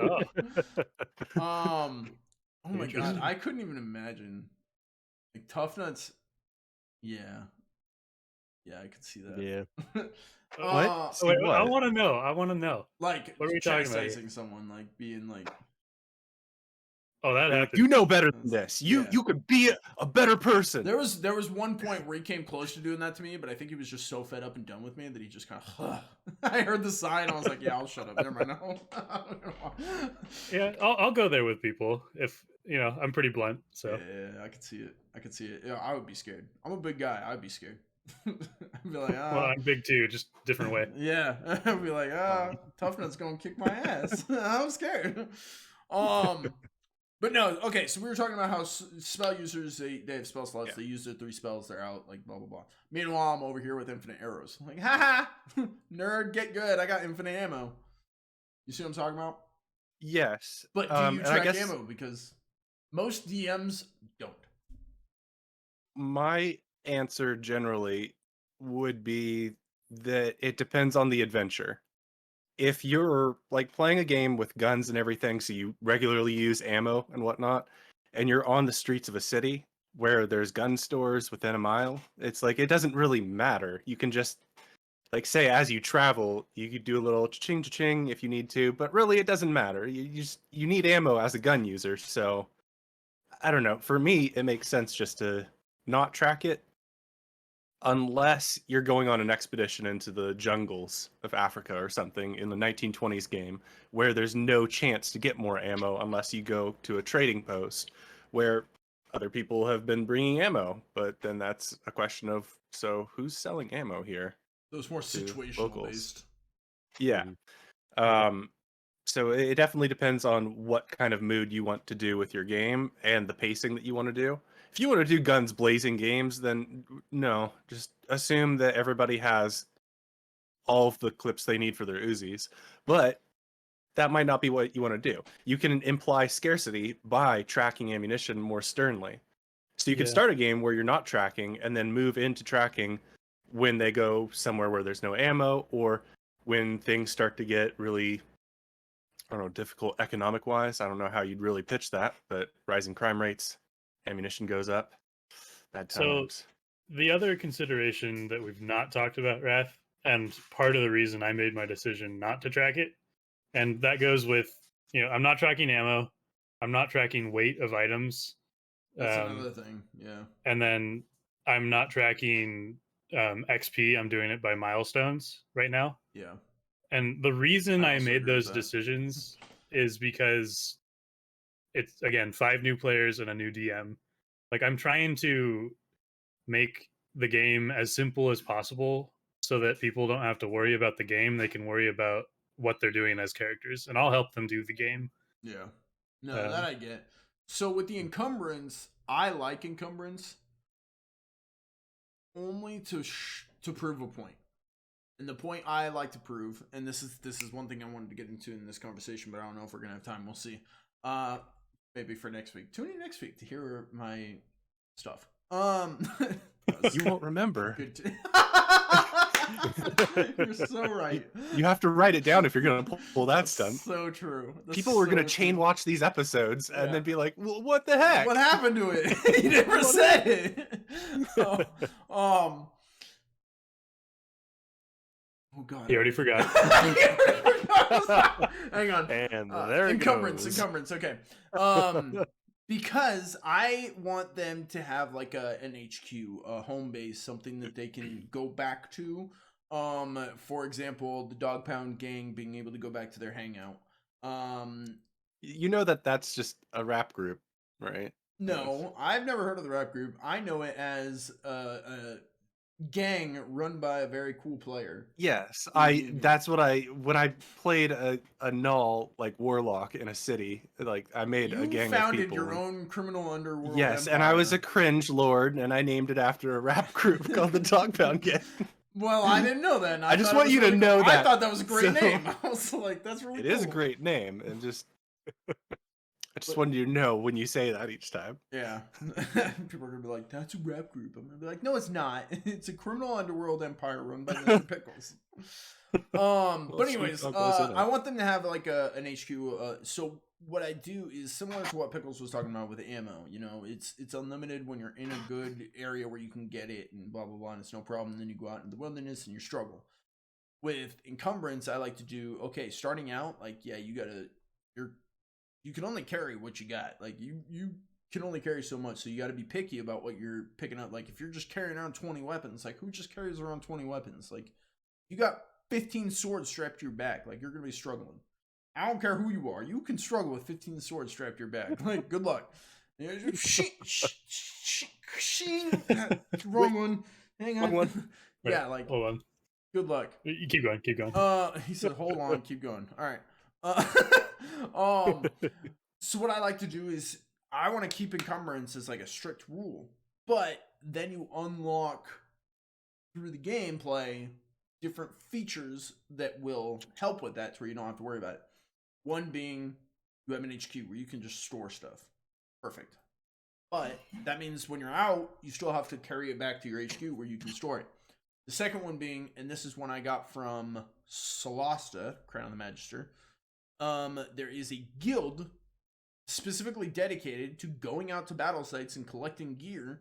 They sell it all unless you want to keep some of it. They sell it all and they take a cut of the profits, but then they give you, and you don't have to carry any of it. Scavengers, I think is what they were called. So like you go out on a mission, we'll relate this to King's Crossing. You go to the mountain and back, and you fight things along the way and clear stuff out, and then you come back and you've cleared the way, right? You've cleared that area and come back, and that area is cleared for now. So you contact the scavenger and you say, hey, the road to the mountain and back is cleared by us. Would you mind doing a run? Like, okay, so they do a run.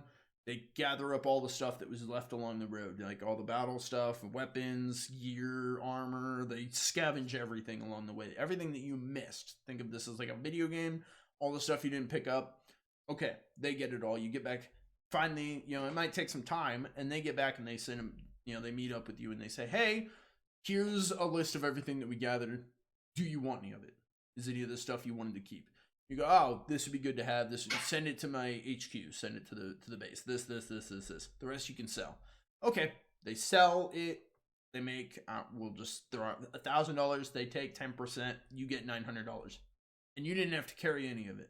But you did all the work. You killed all the beasts and everything, so you should still get the reward. That was such a good idea. I love the feature. I love the idea of it, and it's something I will definitely incorporate into my games because I feel like it will relieve a huge weight off your guys' shoulders as players, being like, okay, we don't have to carry it.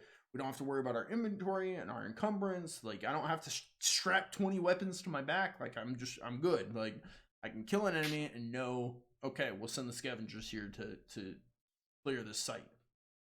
Mm-hmm. That's my thoughts. Did you play Skyrim back in the day? Skyrim? I played a lot of Skyrim. What am I looking at? With mods, there was a mod called Legacy of the Dragonborn. I didn't do a whole lot of mod play. Okay, yeah, it adds exactly what you're talking about. It's a huge mod. It's basically a DLC, but the concept of it is guy sets up a museum in Solitude to display all the artifacts of Skyrim, and you as a player help him curate artifacts. So that's like your home base, and eventually you start like an adventurers guild that goes out and does exactly what you're talking about. Like collects artifacts, displays it in the museum. People come to the museum, give the museum revenue for viewing it, like an entrance fee. It's really a cool concept. Yeah, that's really neat. You guys could definitely do something like that. It's just whatever you guys want to do. I mean, if you guys don't want to start a guild, don't start a guild. But if you want that type of guild to be in the game, you don't want to start it yourself, just let me know these kind of things, because if you don't, I'm not going to provide it. But if you guys let me know, then I could be like, okay, this person wants to start one, but they need an investment to get it going. Okay, you guys could help invest in it. If you don't want to run it yourself, you could be like, oh yeah, I'll invest in yours so you can get it going, so that way you can, maybe instead of taking 10% of the profit, you can take 5% because we invested to be. Yeah. Also, this guy, he has like 30 swords.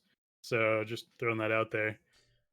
Yeah, he has a lot of swords. That's exactly what I'm talking about. Like, where does he carry that? I think he uses it as a weapon. Sword. Yeah, that is his sword. Is 30 swords. Right. How? I think it's always equipped. It's always equipped. He just two-handed around. Okay, so when he needs to use his hand, when he has to climb a wall, what does he do? Throw it up on top of the cliff. Oh, I was thinking stupid. Okay, you guys go ahead and do this in D&D, and we'll roll for it, and we'll see how well this goes. Because I have challenging, hard, and arduous rolls that I can put on there, and it's gonna. We fail normal anyway, so it's fine. Same here. We'll see where that goes. Yeah. Exactly. We're about at the hour and a half mark. I'm gonna pitch it to Mr. Pickles. Are you wanting to throw something out there? I guess. You don't have to. This was your idea. I feel like I'm spraying some on you. Yeah, I just drank all of the doubt juice, and now I'm filled with doubt. But yeah, we had these talked. Are the players you made it for, right? Well, that might be so, but yeah. So we had talked about like doing one shots and like doing something really improvisational. Some people here were inspired by Harmontown / Harmon Quest. Yeah, and like the entire idea of Harmontown, like when they do the D&D segment, is that it's just like, okay, let's do dice now. And so that's why I initially pitched it to you guys, is like, why don't we just do something that's really easy to just, we can all decide, let's play this game or that game. Let's pick something up and just start rolling dice. And so I made a rip-off of an existing system just to make it really simple, something that you could like literally show up with a piece of paper, a pencil, and real physical dice to roll, and we could just start making something really fantasy easy. But like, here's the problem that I have with this. I've simplified from Savage Worlds down like a step, and I don't know, I look at this and think, so how simplified can you make D&D before it's just literally, or any other system, before it's literally just, okay, I see you, Tough Nuts, and that's very sweet of you. We're listening. Keep going. How far can you simplify down any role-playing system until it's just literally make-believe? Like, how many rules can you strip down before it's just, hey guys, let's go play in my yard? Okay, well... I can see that you guys are clearly not daunted by me, and maybe thrilled at the idea of using physical dice, but that's what you guys said you wanted to do, and I feel like in a group that's just drinking and dragons, Yes, we're drinking discussions. dragons. We're drinking Yes, dragons. drinking dragoons of ale. Say that. Yeah. Okay. So the system, basically, let me give you guys a little reference tool. I also wanted to make it so we didn't really need to log into anything, but if you guys have the streaming room like chat open, I'm gonna post a quick explanation. It's like 6 lines. It's gonna be really easy. It'll help us a lot. So the goal here in any interaction is to roll a 4 or higher. You're going to roll these dice. This will depend on what you want to do. You want to get a 4 or higher. An 8 or higher is better, and a 12 or higher is best. But 4 is a narrow success, 8 is a moderate success, and 12 is a critical major success. This is going to be a system using exploding dice, so if you roll your maximum on the die, you roll again and add it together. My advice to you guys would be to have at least 2d6 for this, but then 1 of everything else should be fine. Because, like the system I'm ripping off, I'm using a wild die, so no matter what you're rolling, you're also going to roll an extra d6 that also can explode. You don't add them, it's just its own little thing to make you guys markedly different from, well, the rest of the peasants of this world. I'll be right Everything back. makes sense so far. Are we doing something right now? I don't know. You guys are grabbing things. You're making it look like we are, and we can, but I Got my thought dice. the explaining part would be the... Can I use markers instead of dice? Because that's what I grabbed. I'm kidding. It's like, no. Well, you can use markers instead of pencils, but that's he just writes his number. He's like, I got a 20. It's a D12. I grabbed the wrong bag.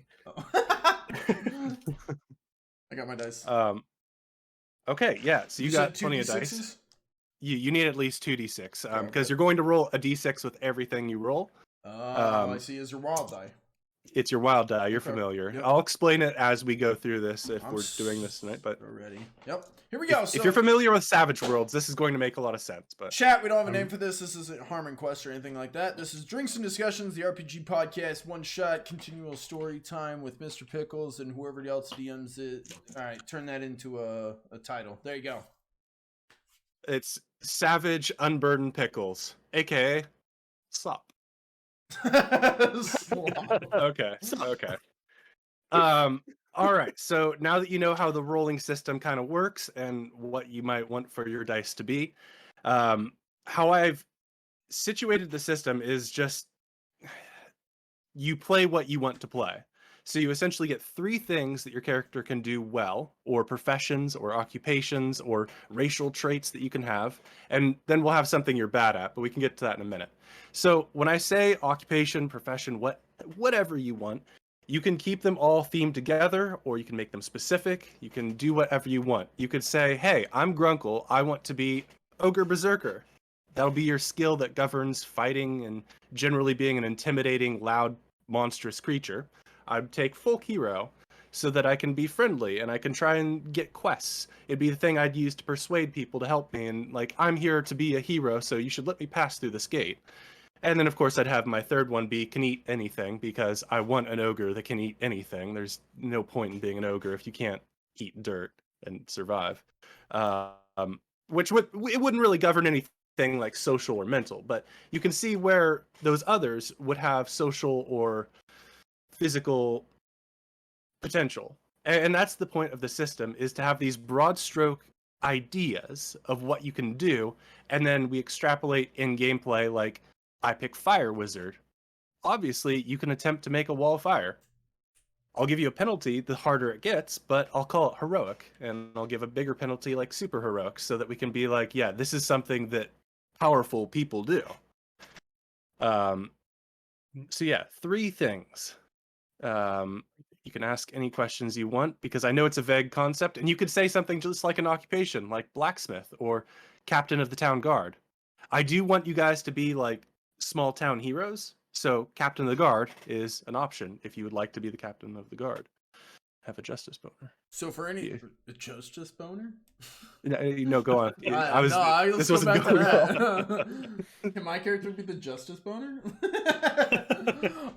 So for anyone listening, this is, if you're used to D&D, if you're not familiar with other systems, this is just a made-up system that we're going to use for this one shot and see how it goes.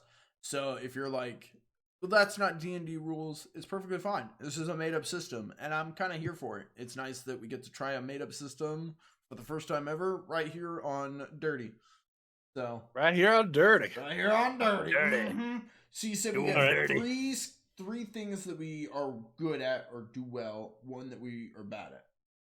Yes. Okay. And if you're skipping ahead, the doing bad at is something that's like, it could come up as a handicap, like afraid of the dark. Let's give Grunkle that for a moment. He's an ogre berserker, so he's like, yeah, I'm gonna charge after this enemy. They run into a dark cave. Instead of rolling your ogre berserker roll, use your scared of the dark roll instead. Okay. Markedly lesser than anything else. So if I remember right, the 3 things you do well, one of them you would have at a D8 skill level, 2 of them you would have at a D6 skill level, and then the one you do bad you would have at a D4 skill level. Not quite. Okay. I'm giving you guys 2 that are D8s here. Things that you are good at, above average at, trained in, skilled at, and I'm giving you a single D10, your exceptional trait. Whereas Grunkle would be like, that's where, no, Folk Hero would be where he's exceptional, but no, eat And then the other anything. He one can would eat be 1d4. literally anything. So- Yes. I Go want for to it. make sure I understand. So the dice, the 3 good things, one's a D10, 2 are D8s, Yes. and then the one we're bad at is a D4. Correct. And then Okay. anything that doesn't fall into these categories, it'll just be 2d6. Okay. Not added together, exploding separately, because you have a wild die. So your normal at is a D6. That makes sense. Yeah, if we can't cover anything by what your good skills are at, then we'll use just a d6. So the first thing you have to do is just basically say a concept of whatever character you're going to play, and then you'll tell us kind Yes. of, okay, go from there. Anyone have a concept off the top of their head? Just I do. Perfect. So the thing I want to be good at is like, and you can help me tailor this, Pickles, but like unexplained like production of magic. So like I can do magic stuff, like create little fire or little ice or something, like not in one like type of skill, but I can't control, like I don't understand like how I do it. It's a not hedge- like a learned hedge witch. wizard skill. And it's like I can't predictably, like I can't choose lightning or choose frost, or like I can't control which element or things like that, but something happens. Yeah. Kind of wild magic. Yeah, I was going to say chaos magic, but if you want to call it wild magic, something that has a different result every time you cast it. Yeah. Or you can make your own list and roll from it if you wish. You're like, I'll get him. Whoa, that's not Yep. what I expected. Exactly. I'd say wild Here, magic. let me heal you, acid. Ah! You're like, dang it, not again. That's a great one. That is a good one. I like that. What would you say is like the concept of, or the context of it? Is it that you were like in a wizard academy where you're trained and then you got kicked out or something and you returned back to your hometown? Or is it something where you learned in the woods, or like a secret that you kept from everybody else, so they just were like privately burning trees and then healing them? I'm mad So that yeah, you came up with a way cooler character than me, and I had time to think on this. We'll get to you. I think it's like my character discovered he could do these things, but he doesn't know how. And I'm gonna limit it to like destructive magic. So Okay. like it's things that do like are dangerous. And I think part of his goal as a character is to figure out why he can and how he can. Okay. Yeah, definitely. You have 2 more. Okay, yeah, I'm still thinking. Okay. I have my own running sheet here. Let's jump over to Adise, if you want to. Yeah. I know Wrath is chomping at the bit over there. That's why I'm no. taunting Now I'm him. trying to figure out a cooler character because No, he came up I with a like way your cooler character. character than me. So here's what I'm kind of. So I'm still trying to decide on like what I want my like good traits to be, but what I'm kind of thinking about is like some sort of tinkerer is like a background, but maybe some of that tinkering, he had something that he had to create and was on a short time scale, or maybe he just couldn't figure something out and he made a demonic pact that now he's locked into and he's trying to get out of, um, but that also gives him the boon of like some like demonic magics or something like that, or Yeah. some devilish creation that or maybe his creations have some sort of dark side to them. What I'm hearing right there is one, tinkerer, being able to create things, and I'm assuming like small animatronics or whatnot for a fantasy. Yeah, small or like, animatronics, little gizmos, sort of things. yeah. Demonic magic. I'd certainly allow you to take that as one of them. And then a negative, you mentioned, demonic pact. That's something we could play with if you want that to be your negative. Yeah, There are times where I may have you roll that instead of your tinkering to have something bad happen. Or to have something like like the gizmo explodes or something like that, or it turns into a Terminator 2 situation. Yeah. Explain your demonic magic to me. How does that seem generally? What's your context with that? My context for that is kind of coming from like a Cthulhu sort of thing, like like void properties, kind of maybe a little bit of necrotic mixed in there. But were you chosen then? Ooh. Or did you seek this out? Maybe I think I would have sought this out as like a bargaining chip for getting this. Maybe like something like I had a loved one that I needed to create this invention for, and I needed it to do it in a certain amount of time, and I just couldn't do it myself. So I reached out to a dark entity and asked them for their blessing and created a pact with them. So they gave me the knowledge and the ability to use some of their power, but I have now to be subservient to whatever their whims are. So part of your demonic magic then is that you can build things quickly. Yeah. Okay. That's a theme to also add to that. Okay. And as we play, we'll add themes to your characteristics. So don't feel like you're missing out on anything. I'm just taking my own notes. Do you have a third little boost, something you're good at? Remember, you are in a small town. Your tinkerer, of course, could be your profession. You might have a little shop in town. And I should note also the boosts you take, as well as potentially the negatives, or negative, I should say. Tell me what you have as equipment. If you are captain of the guard, you will have captain of the garb. Like armor.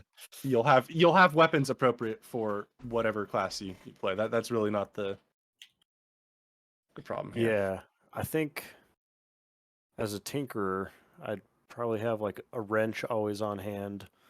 Oh yeah. You have half-finished project too, probably. At least Yeah, on and some mine. sort of half-finished thing.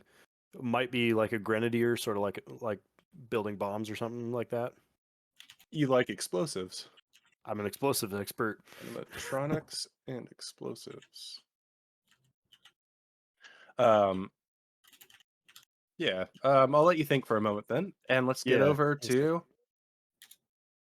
Ratharoo. Oh boy. All right. Ratharoo. I'm thinking.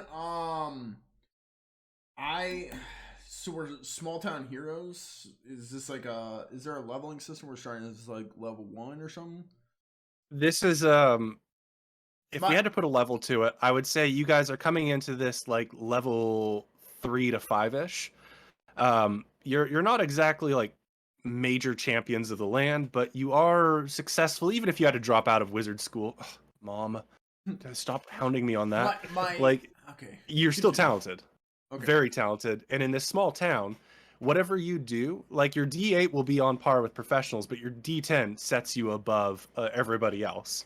Like if you pick D10 blacksmith, you are probably the best blacksmith in town. I got it. Okay. So I'm thinking I am a former criminal. I am probably the muscle behind some criminal underlord,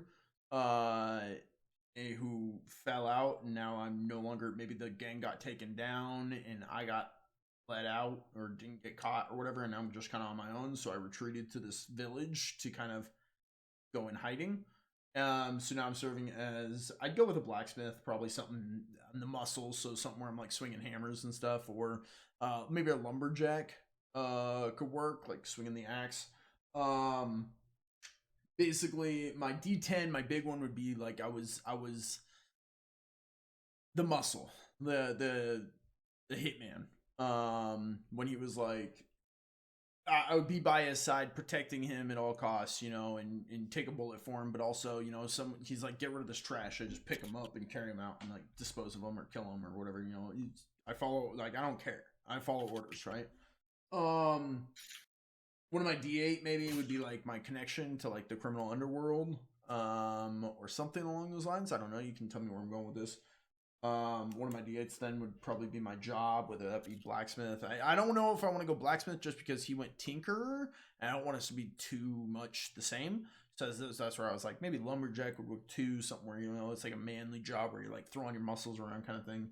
And then my D4 would be that I'm mutated. I was thinking maybe something along those lines to where I'm a mutant, to where it would be, I would like, Witcher, if you're familiar with that. They're accepted because they serve a purpose, but they're not favored. People don't like them because you're a mutant. And people are like, that's weird. You look weird. You're strange. You're going to be dangerous. So it'd be a negative. I don't know. You'd let me know. What do you think on that concept? Well, I'll start by mentioning the basic economy of your small town that you're in. It's a forest village. We're going to call it Golden Meadow because it does have pastures around it, but it's mostly forested. Okay. So the big industry is lumber, and there are tons of lumberjacks. So if you wanted to be the biggest lumberjack in the yard, you could. There are blacksmiths here. Well, actually only one blacksmith, but you could be the top of that blacksmith if you really, really wanted to be. It really doesn't matter to me because either of those suggest to me strong and what kind of weapon you would use if you wanted to tell somebody off, like after they like verbally told them off. Yeah, I just feel like one leans towards hammer, one leans towards axe. I would kind of feel like I'd prefer like fists and hammer, but I don't want to infringe on the tinkerer aspect. I think that's a really cool idea, but I don't want us to overshadow each other by any means. So that's where I was like, maybe something different, and that's where I went towards lumberjack. I think if I could swing an axe. I'm perfectly okay with that. Let's go lumberjack, and it fits. that would be an easy profession to get into if you're in hiding from your Yeah. criminal past. Yeah, let's go with that. I like it. Okay. Oh, puppy dog. And then you said your criminal past, like wanting to have criminal knowledge and that sort of underground ability to talk to other thieves or other people of that society. Yeah, I would say like because I was probably like not the second man, because I'm not like, I wasn't there to be like the business guy to like take over the business or run it, but I'd say like I was the third. So where you have your right hand man who's like your guy, the left hand was like your weapon, and that was me. I was just there. Like, I was in all the meetings. I was the top dog, but not because I was like savvy or in with all the business. It's just because I was the muscle, but I was there for it, and so I was learning a little bit as I was going. Okay, yeah, I think that might be a good social skill. Primarily, like it applies to a lot of social things, but I think it could also apply to like solving problems, knowing what tools you might need. Mm-hmm. Yeah, like my if guy you're would be a aware really good listener, and so he would pick up on things. He wouldn't. Yeah. Be the, Okay. He Yeah. wouldn't Yeah. be the Yeah. voice and the talker. He would be the listener, and he would listen to people, and he would pick up on a lot. He'd be like, okay, from this, I understand. This is the situation. I feel like we would need to go this direction, but so he's probably a lot of, not insight on conversations. Yeah. Yeah. Yeah, he reads people because he always had to know who's a threat and what they're actually saying to the boss, and like, are you trying to threaten him right now? Like, I need to, he always paying attention, always watching. Would you rather that be your D10 and have Lumberjack be your D8? Because I mean, your criminal past, you're the muscle, so it would be whatever weapons you used as a I was criminal thinking past. my D10 would be my being the big assassin, muscle guy. Okay, yeah. Let's make Lumberjack a D8 then. Yeah. I mean, you'll be just as good as anybody else, but that's kind of like the idea if you're trying to Absolutely. avoid Yeah, your past. I don't think I was a trained lumberjack by any means. It was a Yeah, job I could get into. you picked it up well. Yeah. Great. So what's your third there? My third D8. Well, your third mark D8, here, which would be your second D8. Yeah, sorry. So, yeah, I guess two of those things. I don't know. What do you think? I guess I don't technically. What did have you one. send to me before that was really cute? It's cute. My other character was, I guess it was a similar idea, but it was more going the sniper Safe route. house. You wanted a safe house / stash. That's That's true. a couple yeah, S's. I don't know if does that fit. Is that an idea? I'm happy to have you have a safe house and stash combined, and like I'm happy for your other abilities to combine as well. Criminal past, obviously, you have a safe room that's locked where you store your illegal stuff if you have anything. And your role will be like to determine, oh, do I have that thing on hand that I probably shouldn't? Okay, yeah, let's go with that. I'm down with it. Okay. If any of these don't work out, or you decide I'm not using it, it's not interesting, I'll let you trade it out later. Okay. Could be interesting. It doesn't matter that much to me. Yeah. All right. So you're good to go. Right? Let's jump back to Tough Nuts, the Wild Mage. So we have a dropout wizard, we have a tinker, and we have a. What? No, he wasn't a dropout. He chose it. He's top of his engineering class at that one college. You haven't heard of it? Starforge Academy. I've heard of it. Yeah. Oh yeah, Starforge. Yes. Oh, I went there once. I dropped out. Okay, so we have a wizard, a cursed tinkerer, dropped and out? Okay. A cursed tinkerer, cursed a criminal lumberjack, criminal lumberjack, yeah, and sketchy lumberjack. Let's go with that. Yeah, that's fair. He's got a dark past. All right, let's. And a wild mage. Learn more about this wild mage. Yeah, or maybe wild sorcerer. I don't know which one. Yeah, yet, sure. but Wild sorcerer. I'm sorry, sir. Yeah. Oh, so you're I more don't like get cast on. Inert? No. What's the Yeah, one intrinsic. Where you're like... Yeah, intrinsic. Yeah. Yeah, I was born with it. I didn't study it. Yeah. Yeah. That's Okay. sorcerer, Yeah. So yeah, the D10 is still the wild magic. Can't predictably choose like which element's happening, but it's like mostly destructive things. And I'm like, that's a driving thing for me, is trying to discover why and how I have those powers. Driving. I was thinking I'll go to my D4 for a second. Right. I think my character could be just like kind of socially inept, like socially awkward. And I think I'd be kind of like defensive and awkward because I think because of my magical abilities, people view me as kind of dangerous or a menace. And so that's like, I want to do good. My character wants to be a good person, but people are afraid of me because of that magic. Yeah. What do you think of that? I think that works. It works in a sort of sweet and sour way with the idea of you being a small town hero, in the sense that you have done things probably that helped out the town. like perhaps if you had some practical training in like herbalism or something, you may have like brewed a potion or come to some sort of conclusion where you actually help somebody. Maybe just let's avoid your other pluses for a second. Your wild magic. Maybe there was like a wolf that attacked some kids and you just went out there and blasted fire in its face, and those kids went back and they're like, one was injured, but they explained you saved them all from being eaten. Mhm. You have a reputation of being somebody who can solve problems while still being like, yeah, don't go to him unless you really need something solved. How, Sure. Yeah. how does that feel Yeah. to you with what you want to do? Yeah, I like that. Like there's a caution around me. Yeah, Like only I like that. Only if like you really need something I could probably help, but people I'm not the go-to. that's a Um classic like hermit wizard, hermit witch, hermit sorcerer, if you will, I guess, kind of right. situation, is that they Yeah. know things and you don't go to them for medicine unless you're really ill. Yeah. Yeah. So I'm not going like the witch like herbalist route, but Yeah, yeah, yeah. that idea.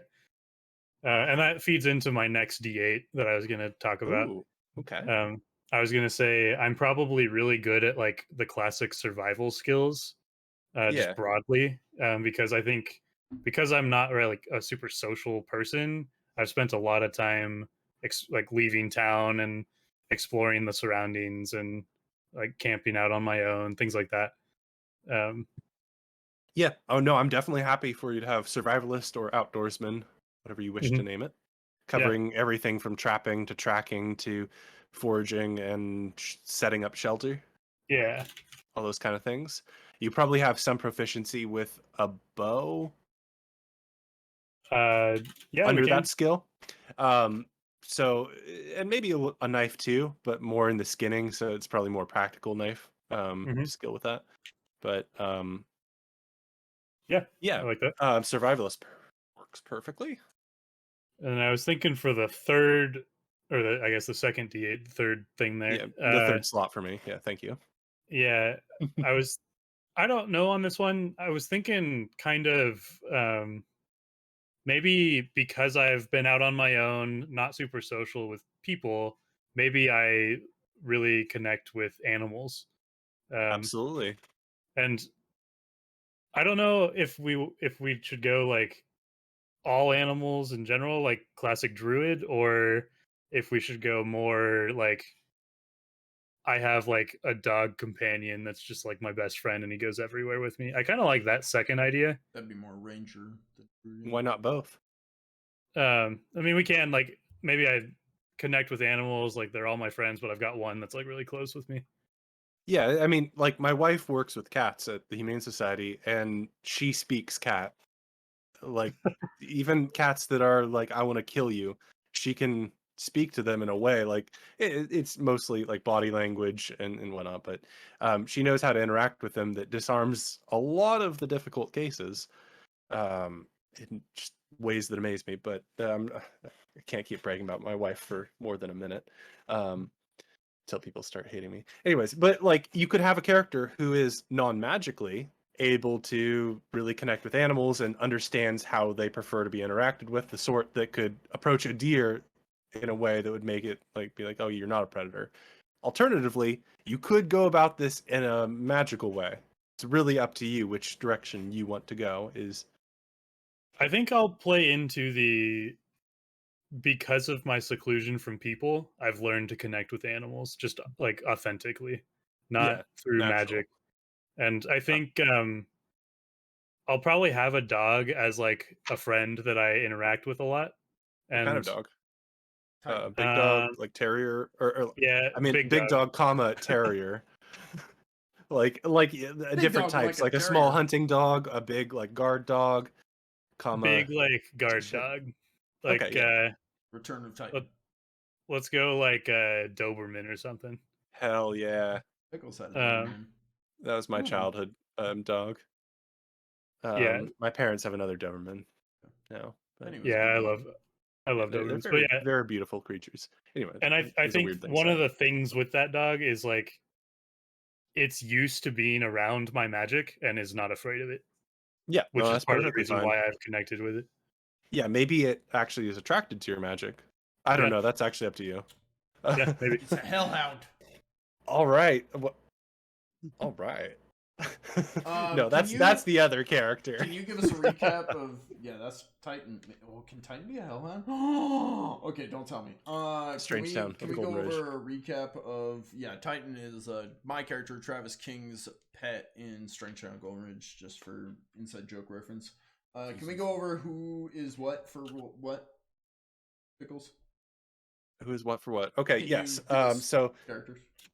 so far we have Adis as a tinkerer who made a demonic pact and got demonic magic. He still has one slot open of what he's going to have as something that he's good at.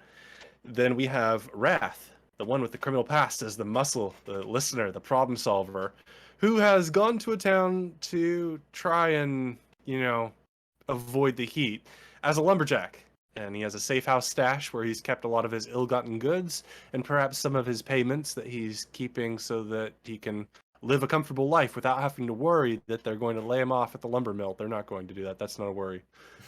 He is a mutant publicly, and I'm not sure how to handle that yet, but you can still go to the bar. Okay. Well, one of the bars. Yeah, and then- I don't want to be so far that I'm like ostracized from exiled from the town or anything, but people would be able to tell you're not human. Yeah, it makes you stand out, I think, is probably the more common use I'll have for that. Maybe some social situations where people are like, oh, "Are you gonna hurt me? Don't hurt me." No, I want to persuade him with my folk hero. Fuck you, Grunkle. You're a mutant publicly. I was gonna say Anyway. it's equivalent to Grunkle. Yeah, absolutely. Yeah. Yes, and then we have Tough Nuts as the wild sorcerer with some survivalist and animal affinity out in the woods there with his dog, trying to survive. Socially awkward, but he's solved problems before. And that brings us back to Adis, struggling not to say Adichie every single time. I've done it. I've done it. I'm struggling. And my brain wants to say that. Anyways, Tinkerer, demonic magic. What else are you good at? What makes you an interesting character? So here's what I was thinking. DM, tell me why. So Tell me why. I'm thinking maybe some of my demonic magics as a tinkerer, maybe some of my demonic magics come from like these thrown like runes almost that when thrown and activated they like turn into a portal, which is the magic part of the demonic magic. So maybe like I have good like arm strength, like good throwing, good like precision accuracy for like ranged objects, sorts of things. Jesus, let's add rune throwing to your demonic magic. Are you playing It's Nimrod? horrifying. I love that. No. So I'm trying to be a little different from Nimwar. Are you playing Nimwar? Hang on. This is Nimward's imagination. Yeah. This is what Nimwar wishes he was. Okay, well, and then I was thinking as that's as I was just part of wondering about demonic magic. that's just part of the demonic magic. Yeah, Okay. you still have your.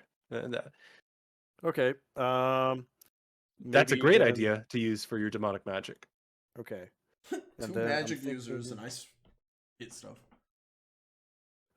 Then maybe You hit stuff hard. what else should make my character good? Thanks, Dad. Let's bring this up for the group discussion. What Yeah. else do you think a tinkerer with demonic magic would have? What from your this past is life might for a D8? hold you? Something good? Yeah, for a D8. You could have a battle suit. Nimwar? No. No. I didn't get so the I'm joke Nimward's- initially.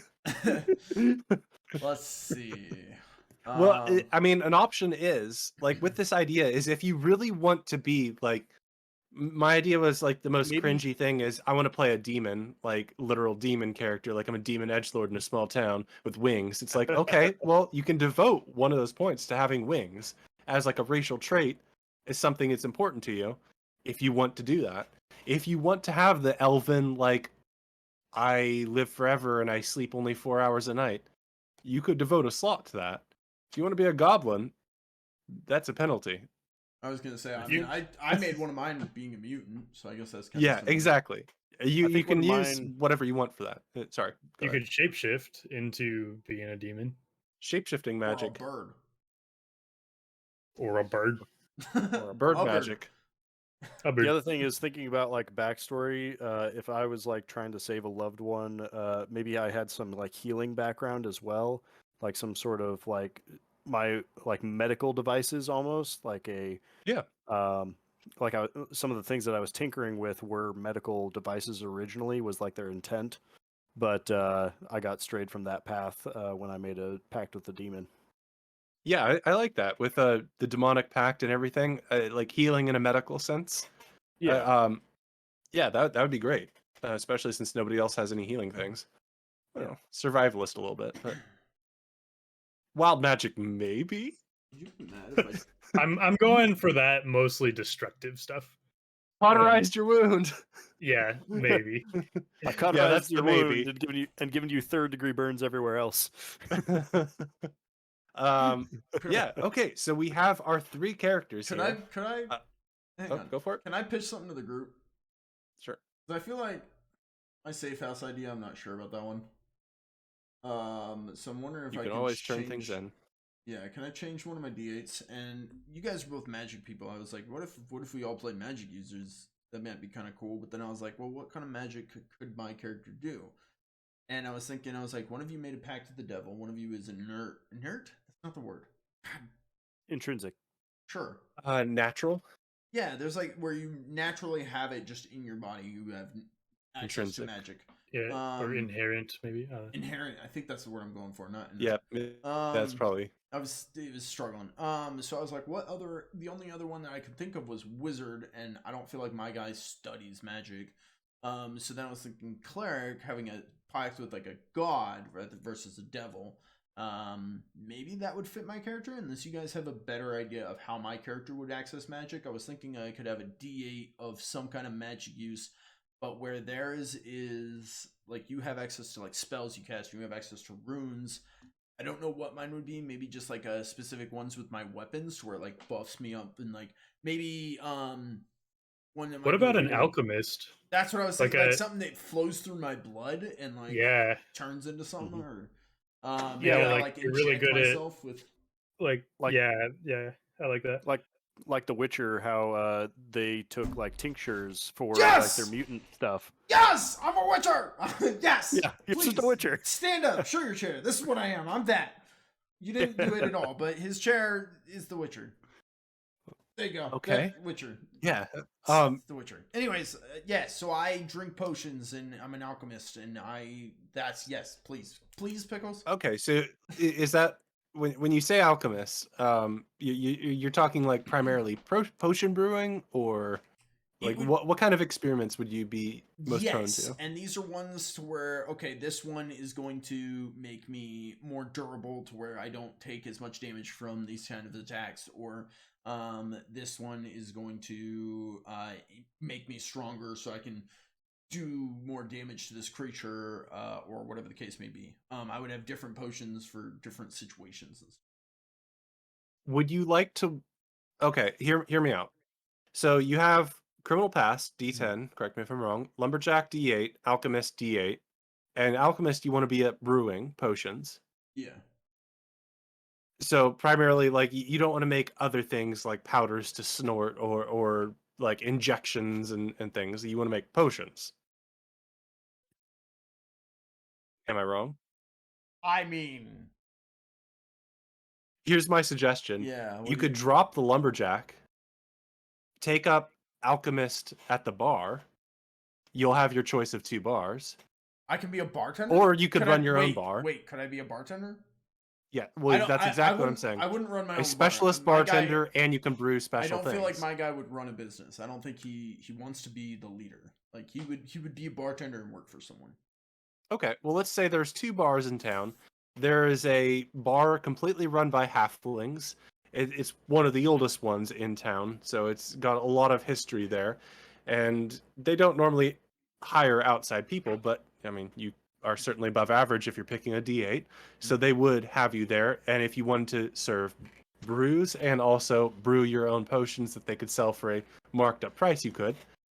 But there's also the second option. There is the sorceress and her bar. She's very mysterious and very magical, as her name might suggest. So, yes, I like that. Tough Nuts, that's great. So you could be working with her as the newer tavern bar in town, producing potions for her when you're working and such like that. And you would have that as your D8. It would be your job in town. You'd be a bartender, so you could use that as your social skill to interact with townsfolk as who you are. You could use that for your potion brewing. You could use that for your, hey, do I have a strength potion on hand? Roll that. If you get a 4 or higher, you're good to go. Yeah. Yeah, so then you had... And you'd have room for another one. You and my D10 is what? Your D10 is Criminal Past, Muscle, Listener, Problem Solver. Okay. Then you have Lumberjack D8, Alchemist D8. And you could drop your Lumberjack because you wouldn't need that as your job to blend in necessarily. Right. So You'd be working as a bartender. D8.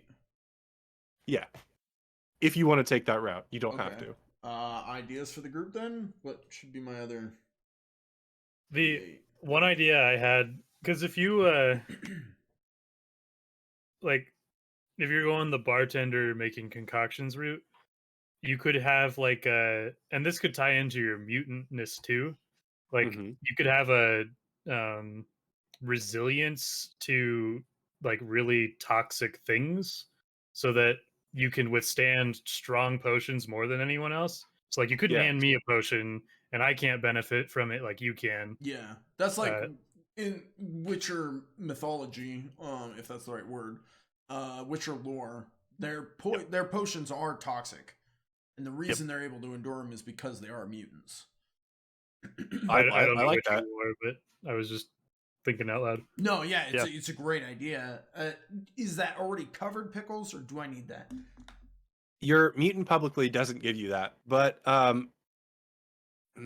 me think for a second.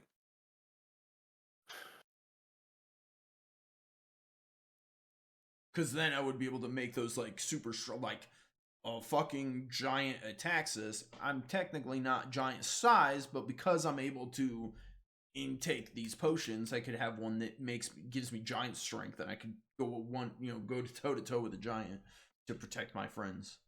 Yeah, I'm just trying to decide whether or not that's covered in potion brewing bartender. Yeah. Okay. While you think on that, do you guys have ideas for a D8? So let me ask Pickles this. If Rat's character made these things and handed it to other people, would like Adam's character or my character or someone else be able to gain the benefit of that, or would it just like destroy us? Oh, yeah. Well, I guess that's a good question to ask. So I'm going with as traditional fantasy as I can. I don't want to go candy fantasy, but I also like the idea of potions being very delightful to ingest. You can feel the magic. You can feel the surge of energy. Like drinking a very familiar energy drink. Like that's the kind of thing I want for potions to be. And I think that could be overwhelming then. And so that's where I feel like the bartender, though, would be trying his own supply, and he would build a tolerance based on his profession. He would be testing them regularly and therefore have a tolerance. He would be able to take several of the potions and get an even more effect and be able to handle it. The idea that we're going with is that there's a difference between a healing potion and I need to be strong enough to fight a Valkyrie. And so, like, if I make one of those potions and drink it, because I'm a mutant, I would be able to drink this and be able to go fight a Valkyrie, whereas if they drank it, it would be poison and they would, be all fucked up from it. I have an idea. So, I mean, I do like the idea that chain drinking potions is probably unhealthy for you. Welcome back to Drinks and Discussions. Anyways, chain drinking potions. Yeah, chain drinking potions. So I like that idea that you would be able to make like higher toxicity ones or like bigger concentrations that you wouldn't sell to normal people. Yeah. And I think I would make those toxic, but still make you use potion brewing bartender. So why not for your other D8 have it be something like you're a mutant, right? Mhm. And potions do their intended purpose plus something cool. Like here's a couple stupid ideas. Dichi, please. You drink a strength potion and you grow a scorpion tail. You drink one of your healing potions and you grow a third eye on your forehead, obviously. Like things, they always add something weird. Does to it you. go away, or do I just Yes, continue to add? No. They all fade away as the potion wears Amalgamation. off. Yeah. But each time you take one of your potions, you get more of an effect or something additional that you can use. Like you get an extra eye for a few hours, and you get a bonus on perception rolls. Using that bonus roll instead of being like. So where he's got wild magic, this would be more chaos magic. Yeah, Because if magic. you relate this to Zweihander, a system that I'm more familiar with as I'm DMing King's Crossing based in Zweihander, when you're casting, it is chaos magic in Zweihander, and when you cast, you have a chance for things to go very awry and for things like that to happen. We've had it already happen where a character has literally just lost all their hair, just fell out of their head when they cast magic. Jeez. I think you were there for that. Oh. Well, geez. Yeah. So I like the idea that maybe Alexios you get more from magic as your DA. Like you'd roll that to be like, do I get something extra from anything magical happening to me or around me? And I think that would apply too. Then, if somebody casts a fireball at you, that has a chance of you suddenly grow metal skin for a little bit or something like that. And it would be up to you to like work with me, like what does happen to you. Okay. So what's something that helps you if you succeed at this role? D10 is I'm a muscle weapon criminal guy. Yeah. D8 is I'm a brewer of toxic potions. Potion brewing bartender. D8 is that I have some weird connection to chaos magic because of my contaminated body. Yeah. And D4 is I'm a mutant. Yes. Boom, done. Cool. Sorry, that took so long. Publicly a mutant. So the third D8, just so I understand, is that like he absorbs magic in weird ways and it can do weird things to him? I noted it down as gets more from magic. But yes, and I do intend for this fantasy setting to have magic happening. Well, I would hope mostly so. in minor ways, but 3 magic people now. Well, yeah, and that's you guys just fell right into my trap that I didn't lay. Well, they both made magic characters, and I was sitting here and I was like, man, I'm the only not magic person at all. Well, maybe I could be magic somehow. So yeah, and I like the idea that you could also be sort of absorbing of magic potentially. I actually like if you got a critical roll yeah. on gets more from magic, I think that would nullify a lot of it, and you would get something that benefits you. Yeah, I like that better. I think he's got wild magic. He's got actually like magic that he's agreed to and uses. I absorb magic. I think that's a great idea. I think it's a good uniqueness to each character. So we got 3 characters then. And essentially, we could pick this up at any point and start rolling. The only question I have like remaining is in this small town of Happy Meadow. What do you guys like? How do you guys know each other? Are you distant? Are you the sorts that would need to be brought together by like a fourth party A team kind of? I don't know if A team has a leader. I don't know why I said that. A fourth party leader character. Or do you guys know each other? Do you go drinking regularly at the bar before the Apple Harvest Festival? One person, you're a tinker in town? Yeah, Yes. so I think I'd be kind of like the handyman. So I would just like if they had issues with their houses, I would go there, and maybe that's how we like got to know each other. At least how I got to know the two of them, and then maybe afterwards, after a while, we kind of just started to become drinking buddies or something like that. Okay, and what do you guys think? What do you do in town? Offense? Yeah, I was thinking about that. What does he do in town? I think I'm going into town to like, I go to the library, I try to read about magic, but I don't know how to be a good student. So I haven't figured anything out, but I'm trying to like learn about magic. And maybe I heard these two guys have some sort of affinity with magic too. So I sought them out to see if maybe they could help me learn. Yeah. So have you guys So you're met just each other then? So you're just a bum in Like town? post game, or do you guys want to start it where we're all sort of meeting That's somewhere? what I was trying to figure out what he did for a living, but it sounds like you're going with that hermit aspect. Yeah, But the I mean, hermit comes to town Yeah, from time to time. The hermit comes to town, and we're just there, and we're like, well, I'm a I think handyman. hey, homeless I man, think- come here. no. Get I over think here. I think I've heard that I've heard that you guys have helped people. Like like Pickles was saying, you're known in the town for having done some things, and so maybe I was aware of your characters and sought you out to learn about the magic stuff. That raises a good question to me, actually. What have you guys done? That's a like, if you're heroes, you've done something, and it was kick ass. But I wasn't there for it with my camera, so I didn't really get to see. But I know it was kick ass. People have told me. Yeah, You so did something that, like, people talk about you, and they're like, "Peculiar Cinerstar, yeah, he did something that really helped us." Go for it, Dees. so Adichie created a Is that really the name you're going with? I like it. Torture Okay. me. You're gonna confuse Adichie. everyone. All right, so Adichie he kind of came up with one of the first like mechanical hearts.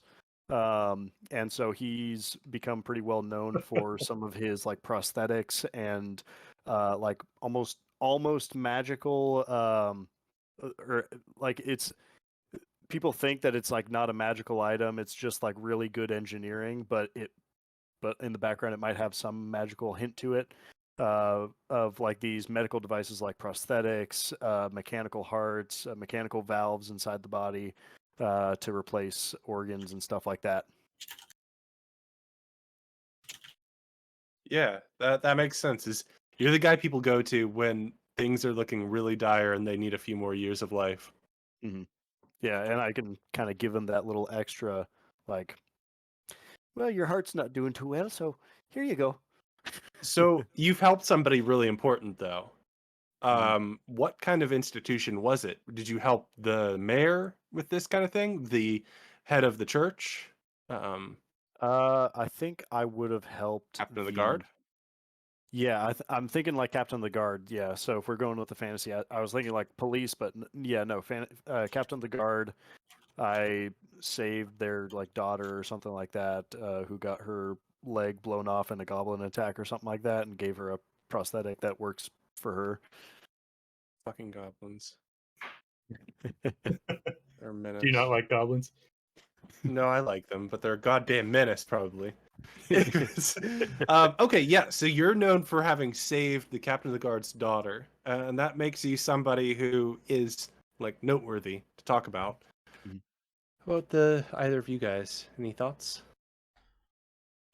I'm noting down your names in my little note. I just put it here, down, yeah. so, yeah. I'm thinking me to my guy this. is not a hero. He doesn't really try to help people, but because I mean he's in hiding, he's a criminal, and he's not the voice, so he wouldn't be like, "Hey, how can I help you?"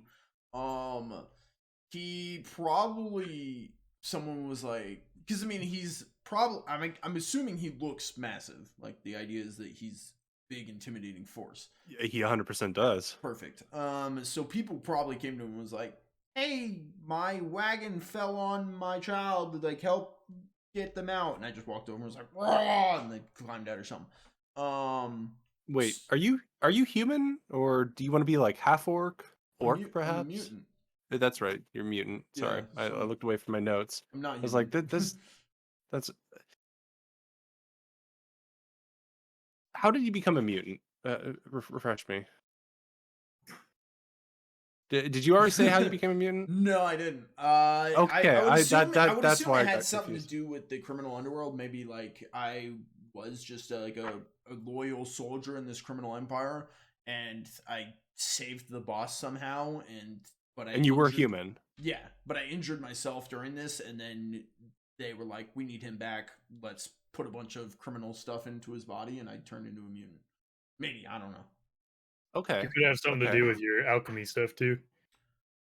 Could be. Maybe some crazy fucking potions messed me up. Yeah. Early on in his mixology days. Yeah. It's a bad mixology, man. I got messed up, and now I'm a mutant who's just like a massive fucking muscle-bound human. Yeah. Okay. Yeah. My confusion is dismissed. Something like that. I don't know. So as far as what I did for a hero, it's probably like unwilling hero kind of thing, where I'm just like, all right, walked over and like, sure, like, so people are like, wow, like you're really helpful. You really helped us out. Thanks. I'm like, you know, like, I got one. okay. So say the church, there was an earthquake and the church was starting to collapse. Mm-hmm. Would your character have been one to like lift some bricks off and like go in and save people? Yeah, absolutely. Or like hold up a wall and be like, get out. Like you got them just enough moment. You held up a frame. Yeah. Like, he doesn't would do that it be to something? save people. It just does it because he's there and in the area. He's like, okay, let me hold this wall. Get out. All right, quick, go. All right, you're good. Yeah. I mean, if you like that, I'm gonna note down that you helped the church quite a bit. You saved I churchgoers. saved the church on accident. Save churchgoers with your strength during an earthquake. There is a fund to help repair the church. It's still trying to fix some of the damages. Anyways, out to the person who doesn't really give a fuck about this. Tough Nuts, you don't care about a church, but what have you done that makes you like noteworthy for being like a helpful person? I was like, why do I not care? I care. Why would your outsider care about a fucking church falling apart? Oh, because you're a hermit. Yeah, you wouldn't care about the Well, no, I think my character like fundamentally likes people. I think like I want to be. Mine doesn't. Like, I want to be a good person, but Okay. people aren't welcoming to me because they're scared of me. We note that down. Does like people though, because that is a differentiation, like on the traditional hermit. Yeah, I suck at talking to people because I've not been around them a ton. Awkward. Yeah, but I like people and I want to be a good guy. People just don't trust me. I love that we're polar opposites. Because my guy's very socially like could talk, but chooses not to because he just doesn't like people. Yeah, great listener though. Yeah. So here's my idea. We're in a forest. Town was threatened by a large forest fire, and I used my magic to put that out to save the town. But what nobody knows is I accidentally started the forest fire with my wild magic. I was totally thinking, like, what if I was the one who like accidentally knocked the church down, and then I was just there, and I was like, oh. No, you guys can't all be like the source of your own problems. No. I was thinking it, but he took it. I like his better. Go with his. Don't. The captain's daughter. Captain of the Guard's daughter. Why did she get injured with her leg? I look up and it says Tinkerer, animatronics, explosives.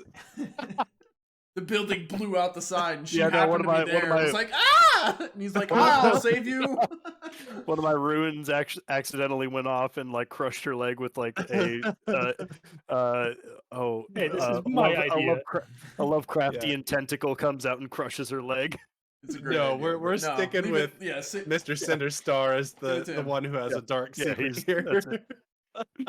I was just walking by and the earthquake. It'd be so absurd if you were all like, all of us were just accidental heroes. Did we all secretly fuck up and then save the world?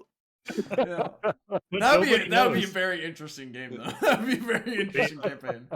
The only person that knows is Apollo. The most unlikely hero. Who's Apollo? Apollo's this Doberman who's not talking. This is why we don't talk to people. The dog was there for every event. The dog was there when the runes blew up and was like walking by like, whoa. The dog was there when I punched a wall and knocked down a church. I was like, whoa. Oh, he knows. But that's a good thing, though, putting out a massive forest fire. That's something very visible that people would be like, whoa, he actually stopped it just in time. Yep. I got lucky. Water came out instead of more fire. Yeah. And I think that helps to identify like why you guys are heroes, what you're good at, and then how I would be able to bring this in potentially for, I'm guessing, a next session, because we are at the 30 mark. I don't know if you want to run a game for 20 minutes. No, we can save it for next week. Yeah. Well, and the idea is that we could, like, if we had just an hour or so, half hours, like, a little bit. Wait, real quick. Did Adishi just name himself the healer? Because I was taking the Sentinel from my criminal underworld days. Like that would have been my call sign. Adishi just like, yeah, I also have a call sign. I wasn't in a gang or anything, but no, you don't all get call signs. I get a call sign. No, wow. Fine. I knocked down the church. Everybody's like, no, we saw the earthquake. You weren't even close. Nope. I punched the ground. That's how the earthquake happens. So we all get call signs. We all fuck up too. No, well, no call sign for Adichie. Yeah, no call sign for Adichie. Yeah, we'll save this for. Are you good for next week then, Pickles? I mean, I'm good for every Monday except that I'm late by however I'm late. Yeah, but I mean, technically the game would start. The one shot will start at 8:30 my time, 5:30 your time. Yeah. But hopefully, and the goal is to keep things simple and like have challenges and stuff happen that you guys can interact with. I'm hoping to keep it simple so that any given plot line can sort of be done within a single session. I know it's very limited our time here, but I'm also hoping to have a bunch of those so that I can present you guys a bouquet and be like, which one would you like to pluck? Which flower? Yeah. And you'll be like, I would like the lovely tulip. Pick a card. Yeah, or pick a card. Yeah, that's a normal way to say it. Roses. Yeah, it's so that's my goal with this is that we can just pick it up and you guys can do what you want to do and we'll go on an adventure, we'll kick some ass, we'll fly over a mountain, but things like that. Before we wrap that up, your last question was, do we know each other? I don't think yeah, we got to that. I'm trying to. You'll have to figure out how the hermit comes into this, but with a tinker and a brewer, and granted, I'm not like your friendly bartender where you all come in. And I'm like, hey, welcome in. I'm just like, what do you want? Okay. Mm-hmm. Oh, you're gonna tell me about your day. Oh okay. Okay. And you decided you wanted to work with the sorceress or the halflings? Yeah, I think I would go sorceress just because she seems like more of a leader, and my guy would be more drawn to a leader type. So I hope one of you two is a leader type. I think the guy who lives in the Adichie. woods. Oh, you point to him. I thought you were raising your hand like me. You're like, no, I'm volunteering him. Hopefully our tinker, he's over there for you from my screen. Yeah. Hopefully, are you a halfling? That's kind of what I was thinking. Let's see. You can pick anything you want. It really doesn't matter. You won't be penalized or anything different at this point. Like, if you're an elf that's more or less like, obviously if you pick elf and you want immortality, we can add that in later. How the system works sort of is that as things progress, if you get good rolls, we'll either increase your abilities or add new d8s to this.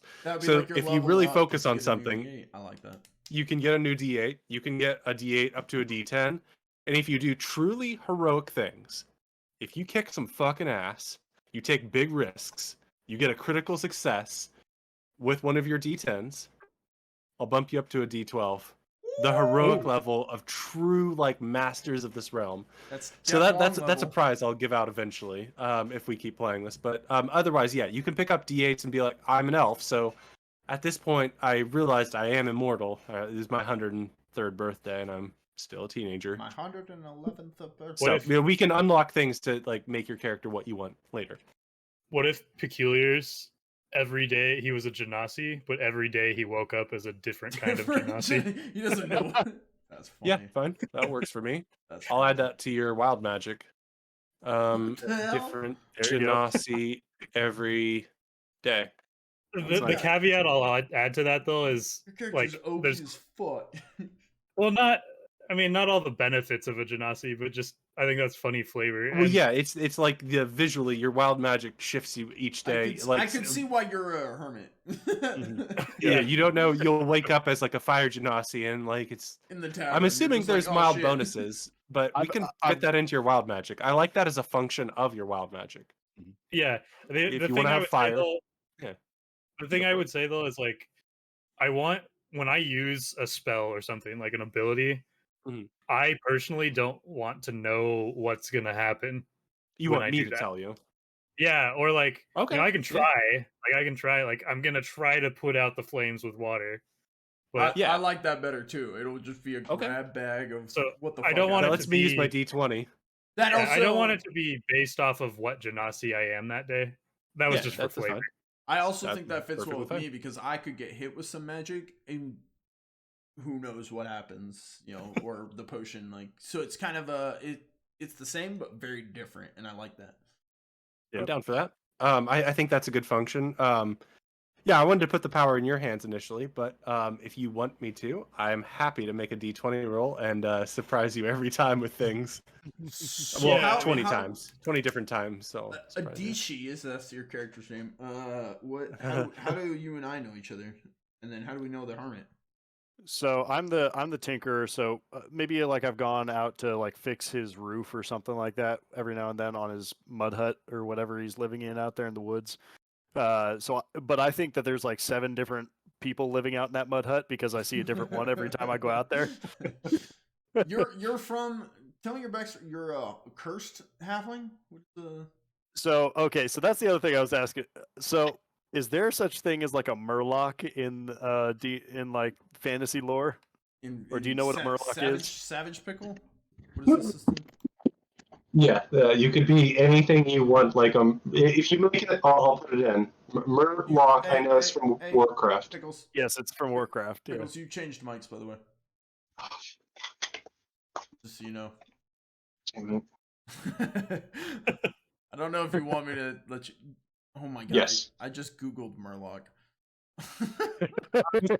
Like a merfolk kind of thing that goes on land. It can go in water. Yeah, it's like it's like like an like a kind of a frog-ish sort of thing. They have it in D&D. That's a different name, but I can never remember what it is. Can I show this on? No, hang on. Can I show this on screen?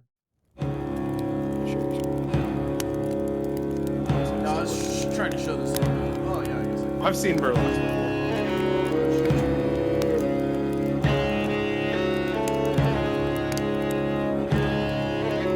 So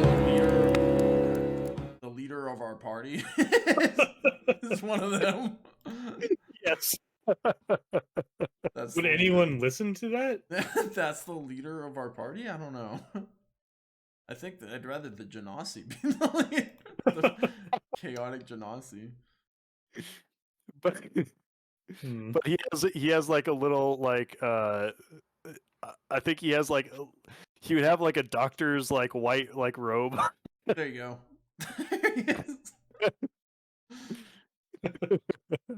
Oh man. Oh, it's not showing on stream. Sorry, stream. There you go. That's him. How about a humanoid Murloc? Oh my gosh. Yeah, so yeah, Murloc with like a little lab coat and a no, he wouldn't have a lab coat. He would have like a leather sort of like vest or something like that. Oh my god. God, you're Frogger. We're back. We went full circle. Well. What have I come back to? We're trying to debate if the leader of our party is allowed to be a Murloc. I would say that there are probably lizard folk that very, very, very rarely join civilized society. Would Oslog willingly follow a merfolk as his divine leader? Well, I think the thing is, I will They're protect only you. female ones. Ribbit! he's a very intelligent lizard thing frogman, and he solves problems, and he's able to probably articulate pretty well how he solves these problems. In fact, maybe part of his demonic magic makes it so he can fit in with the mortals for whatever purpose his what's the word warlocks use? His Oh god, I just realized, benefactor, so I'm a patron? mutant. His patron. Patron, yeah. I had patron. to take a ha- D4 to be a mutant. Should I not take a D4 to be a mutant? So I mean- he gets to be a Genasi and he gets to be something else. You can change I your can put D4 to my- anything else. But I You still still get have. to be a mutant. You can say that gets more from magic is gets more from magic, comma mutant. Yeah, and then my You can D4 change be that to something else if you want.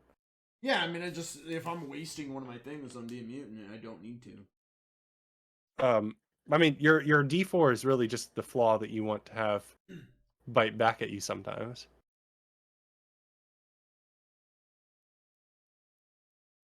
No, I feel like mutant is the flaw I want to. Yeah, I'm gonna keep it. People look at you and think mutant sometimes rather than Yeah, your skill. I'm standing next to a ribbit and they're judging me. All right.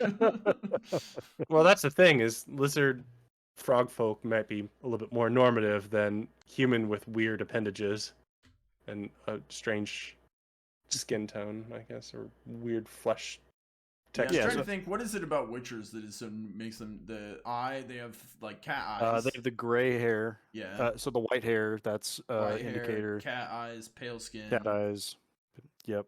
Okay, yeah, that'd make people a little unsettled. Yeah. I don't need that exactly. I'm just relating it to the kind of inspiration we Yeah. grabbed from that. But Unsettling rather than distorted. yeah.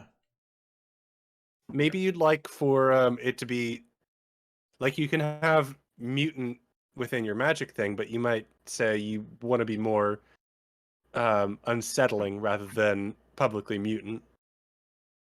It'd be the same effect, but a different flavor. It would, because that fits better. I don't know. I definitely, I give off. Okay, here's the thing. Instead of like just people look at you and feel weird about you looking at you, maybe it's your body language. Because there's some people who are just like really intense, and you look at them and you're like, oh shit, I don't like the look in his eyes. I mean, that guy's seen some shit. So, for example, in my apartment, I've actually had this happen where I've walked down the hall, just like towards the elevator, into the building, walking towards the elevator. I'm just walking down the hall, and I've actually had this girl was walking, and she stopped, turned around, went back to her apartment, unlocked it, ran inside, shut the door, locked it as I walked by, and I was like, "What the hell?" But it's because apparently I'm intimidating or something as I was walking down.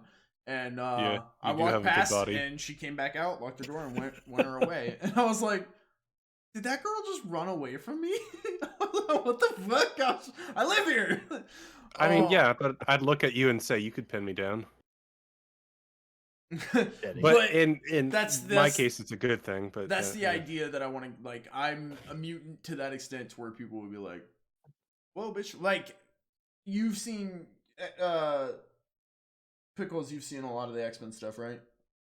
You know who 1 and 2, yeah. You know who Juggernaut is? And the ones we saw, yeah. I know Juggernaut, yeah. Big tank guy, anti-telepathy helmet. So people would see him and be like, "Oh Jesus, fuck, you're different. you're gonna fuck us up or something." I don't know. Like that's the idea. Okay, unsettlingly large, perhaps. Sure. Yeah. Actually, let's just put it as unsettling for now. And see where it goes from there. Yeah, it could be any of those things. Maybe they don't like my cat eyes. Maybe they don't like my white hair. Maybe they don't like my giant fucking colossus body. Maybe they don't like, it could be anything. All right, I think I've also kind of decided maybe lizard folk is better than a Murloc. So that's kind of what I'm thinking for my character. Oh, that's so cute. Chison would love it. Chison would love that, yeah. He would just gobble that up. I also like that. That's perfect for what you've been describing. Mm-hmm. I'll just add that as a little note on Lizard Folk Tinkerer. I'm still looking for a picture. That's okay. I mean, pictures are nice so that we can help visualize together like what our ideas are. But as I said, I wanted this to be a system where we could just pick up our piece of paper that says the 3 things we're good at and the 1 thing we're bad at, and then we fill it out with more as we need to, and add little notes underneath if we want to. Bless you. Blessings. Like we wouldn't even need any websites or anything. We could just show up and be like, all right, let's go. You're in the town of Happy Meadow. Things are bustling. The apple harvest is beginning its celebrations. Everybody's happy to get everything going. When you fucks are at a bar. Drinking and discussing. Right, I'll find a character later, but yeah. Okay, so going forward, what we'll do is let me get this off screen. But I did want to preface this. We had talked last session about doing Sorry, you were going to do it. My No, bad. I was just thinking. No, you're good. We still need whatever you're about to say. I don't know. We need to talk about that. But we've mentioned it a couple times, and we never actually decided how we all know each other. I feel like that's important, and we keep not doing it. I was thinking.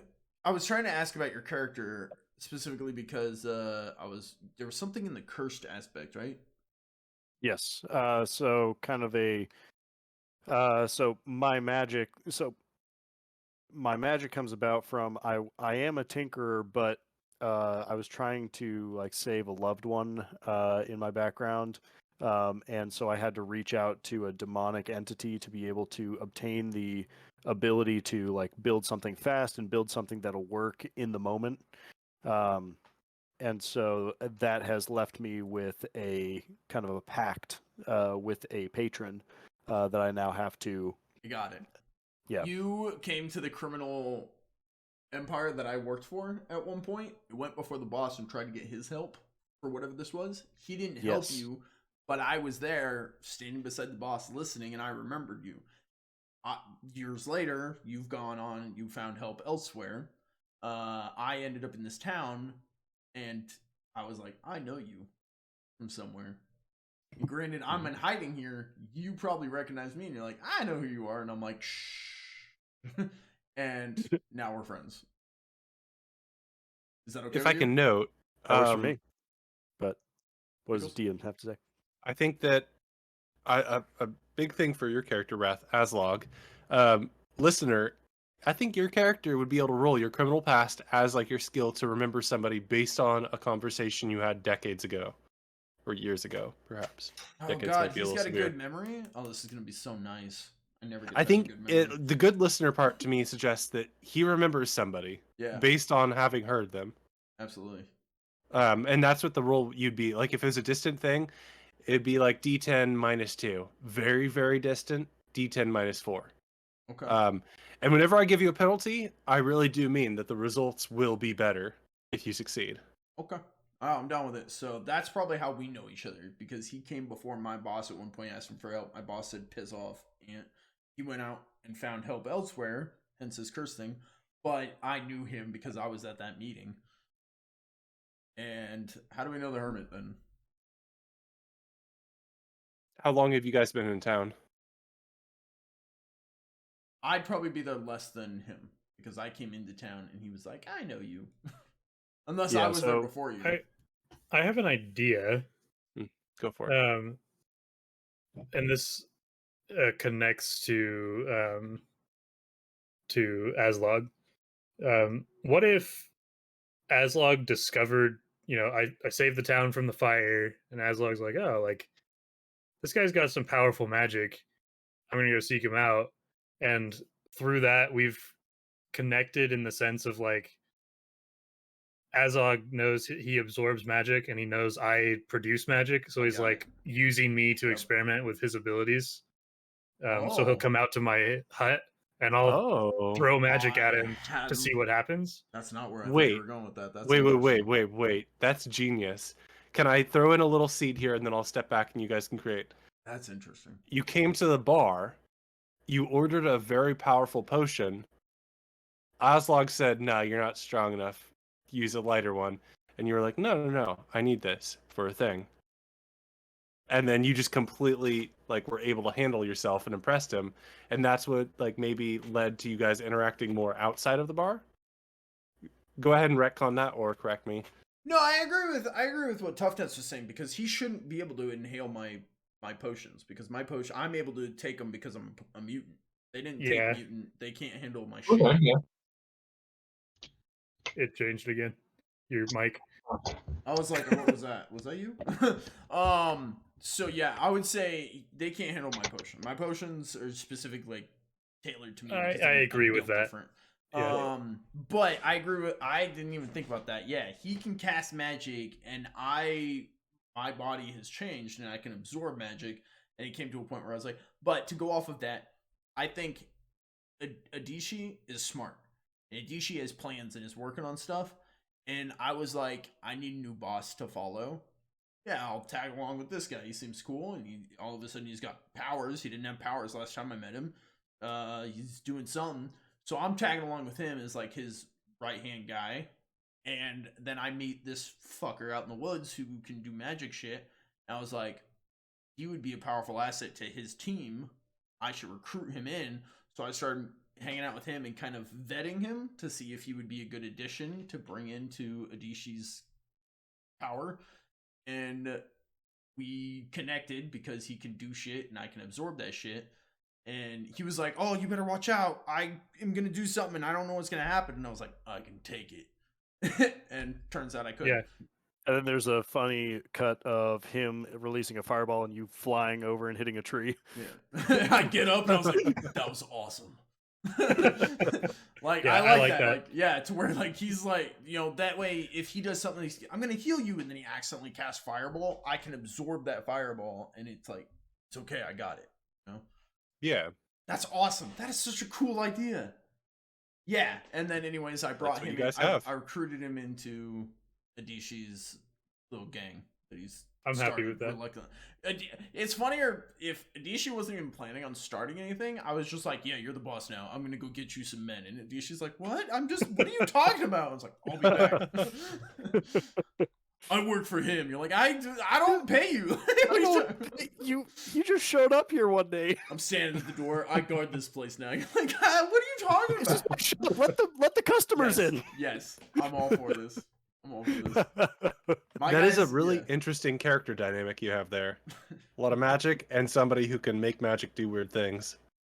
And the weird guy who makes magic do weird things to begin with. A lot of weird magic here. I like it. That's good. You guys good with that? Yeah, I guess so. Next week we come back as Adishi, Oslog, and Peculiars. Yep. All right. And I guess we'll do a little fantasy adventure with me. I'm ready for it. So, if you guys want to see more, hear more, tune in next week, Mondays at 7 p.m. Eastern Time for Drinks and Discussions, the RPG podcast with whoever shows up. We used to get a lot more people showing up to these things. Hopefully people will start coming back. We need like Brando, Fred was popping in. Chison said he was busy. He was making dinner for his wife, actually, which I believe Pickles has got to get off to do. So let's wrap up. This has been Drinks and Discussions. We already talked about ourselves and who we are and what we do. Quick shout out to our sponsor from Mr. Pickles. Okay, that's me. You were pointing up nowhere to me. Oh, I'm pointing to Mr. Pickles. Sorry. Yeah. Yes. I am Mr. Pickles. I do things like Strange Town of Golden Ridge on Sundays, and when I don't do that, I play Grunkle in Rat's Campaign. We've already talked about all that. To our sponsor. And I took that personally. That's the one. My podcast that I run on Spotify and Apple Podcasts, and eventually I'll have to look at like other options too. Myself and Brad, aka Chison, we talk about movies. We have a really good time. People seem to be liking the latest episode, even though I think it's the worst. It's talking about the movie Evil Bong by Full Moon Feature Films. It's terrible, and everybody keeps being like, hey, so we should actually watch this now, right? And I'm like, no, that's not the point of the podcast. I took it personally. Oddly enough, like I enjoyed the D&D one, but oddly enough, I liked the, like I put the D&D one up there. I would put the Slenderman one over the Evil Bong one. The Slenderman one is like the fan favorite, even though we have like 20 people listening. Yeah, I would put that's everybody's favorite episode for some reason. Most played. I don't know why. Really? Interesting. I don't know why. Was that episode 1 or 2? 2. Which First one was Scary Stories to Tell in the Dark. Scary Stories to Tell in the Dark. And there was... Did you guys do Strange Town of Golden Ridge? Or Strange Town of Golden Ridge? Did you guys do... No. Did you guys do, that's not a movie. Did you guys do the French animation? Yes, we did. It went Scary Stories to Tell in the Dark, Slenderman, A Town Called Panic, Mazes and Monsters, and then Evil Bong. God, man, there's 5 episodes out already. 5 check episodes. Them out. 5 episodes. Yeah. Check them out. Pick the one you want to watch. It's Slenderman. Watch them all.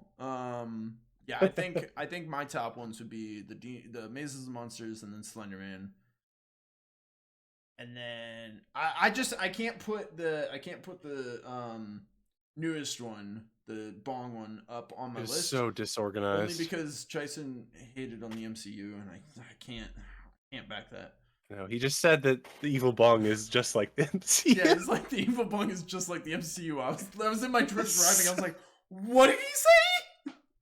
Oh, I love Jason. He's a beautiful soul. Yeah, but he finished his thought and it made sense kind of in the end, and I was like, all right. Shifty says, geez, you guys got to keep up. Even I listen to all of them. Yeah, Shifty listen to all your episodes.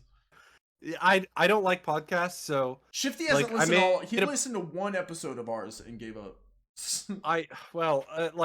I'm not gonna pressure anybody into listening to my podcast when I wouldn't even listen to podcasts myself.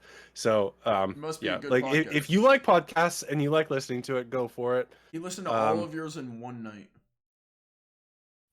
He spent what you got? You got 5 episodes that are all about an hour long. You spent 5 hours listening to Pickles. Well, What a lucky the guy. Evil Bong episode is 42 minutes long. All right, whatever. Watch 'em all tomorrow. Anyways, this is It's drinks. 420. This is drinks and discussions. Hopefully, you guys have enjoyed. We will catch you all next week. Meanwhile, turn into some more Baldur's Gate 3 Let's Plays. Strange Town and Golden Ridge going down on Sunday nights here on the channel, live streamed.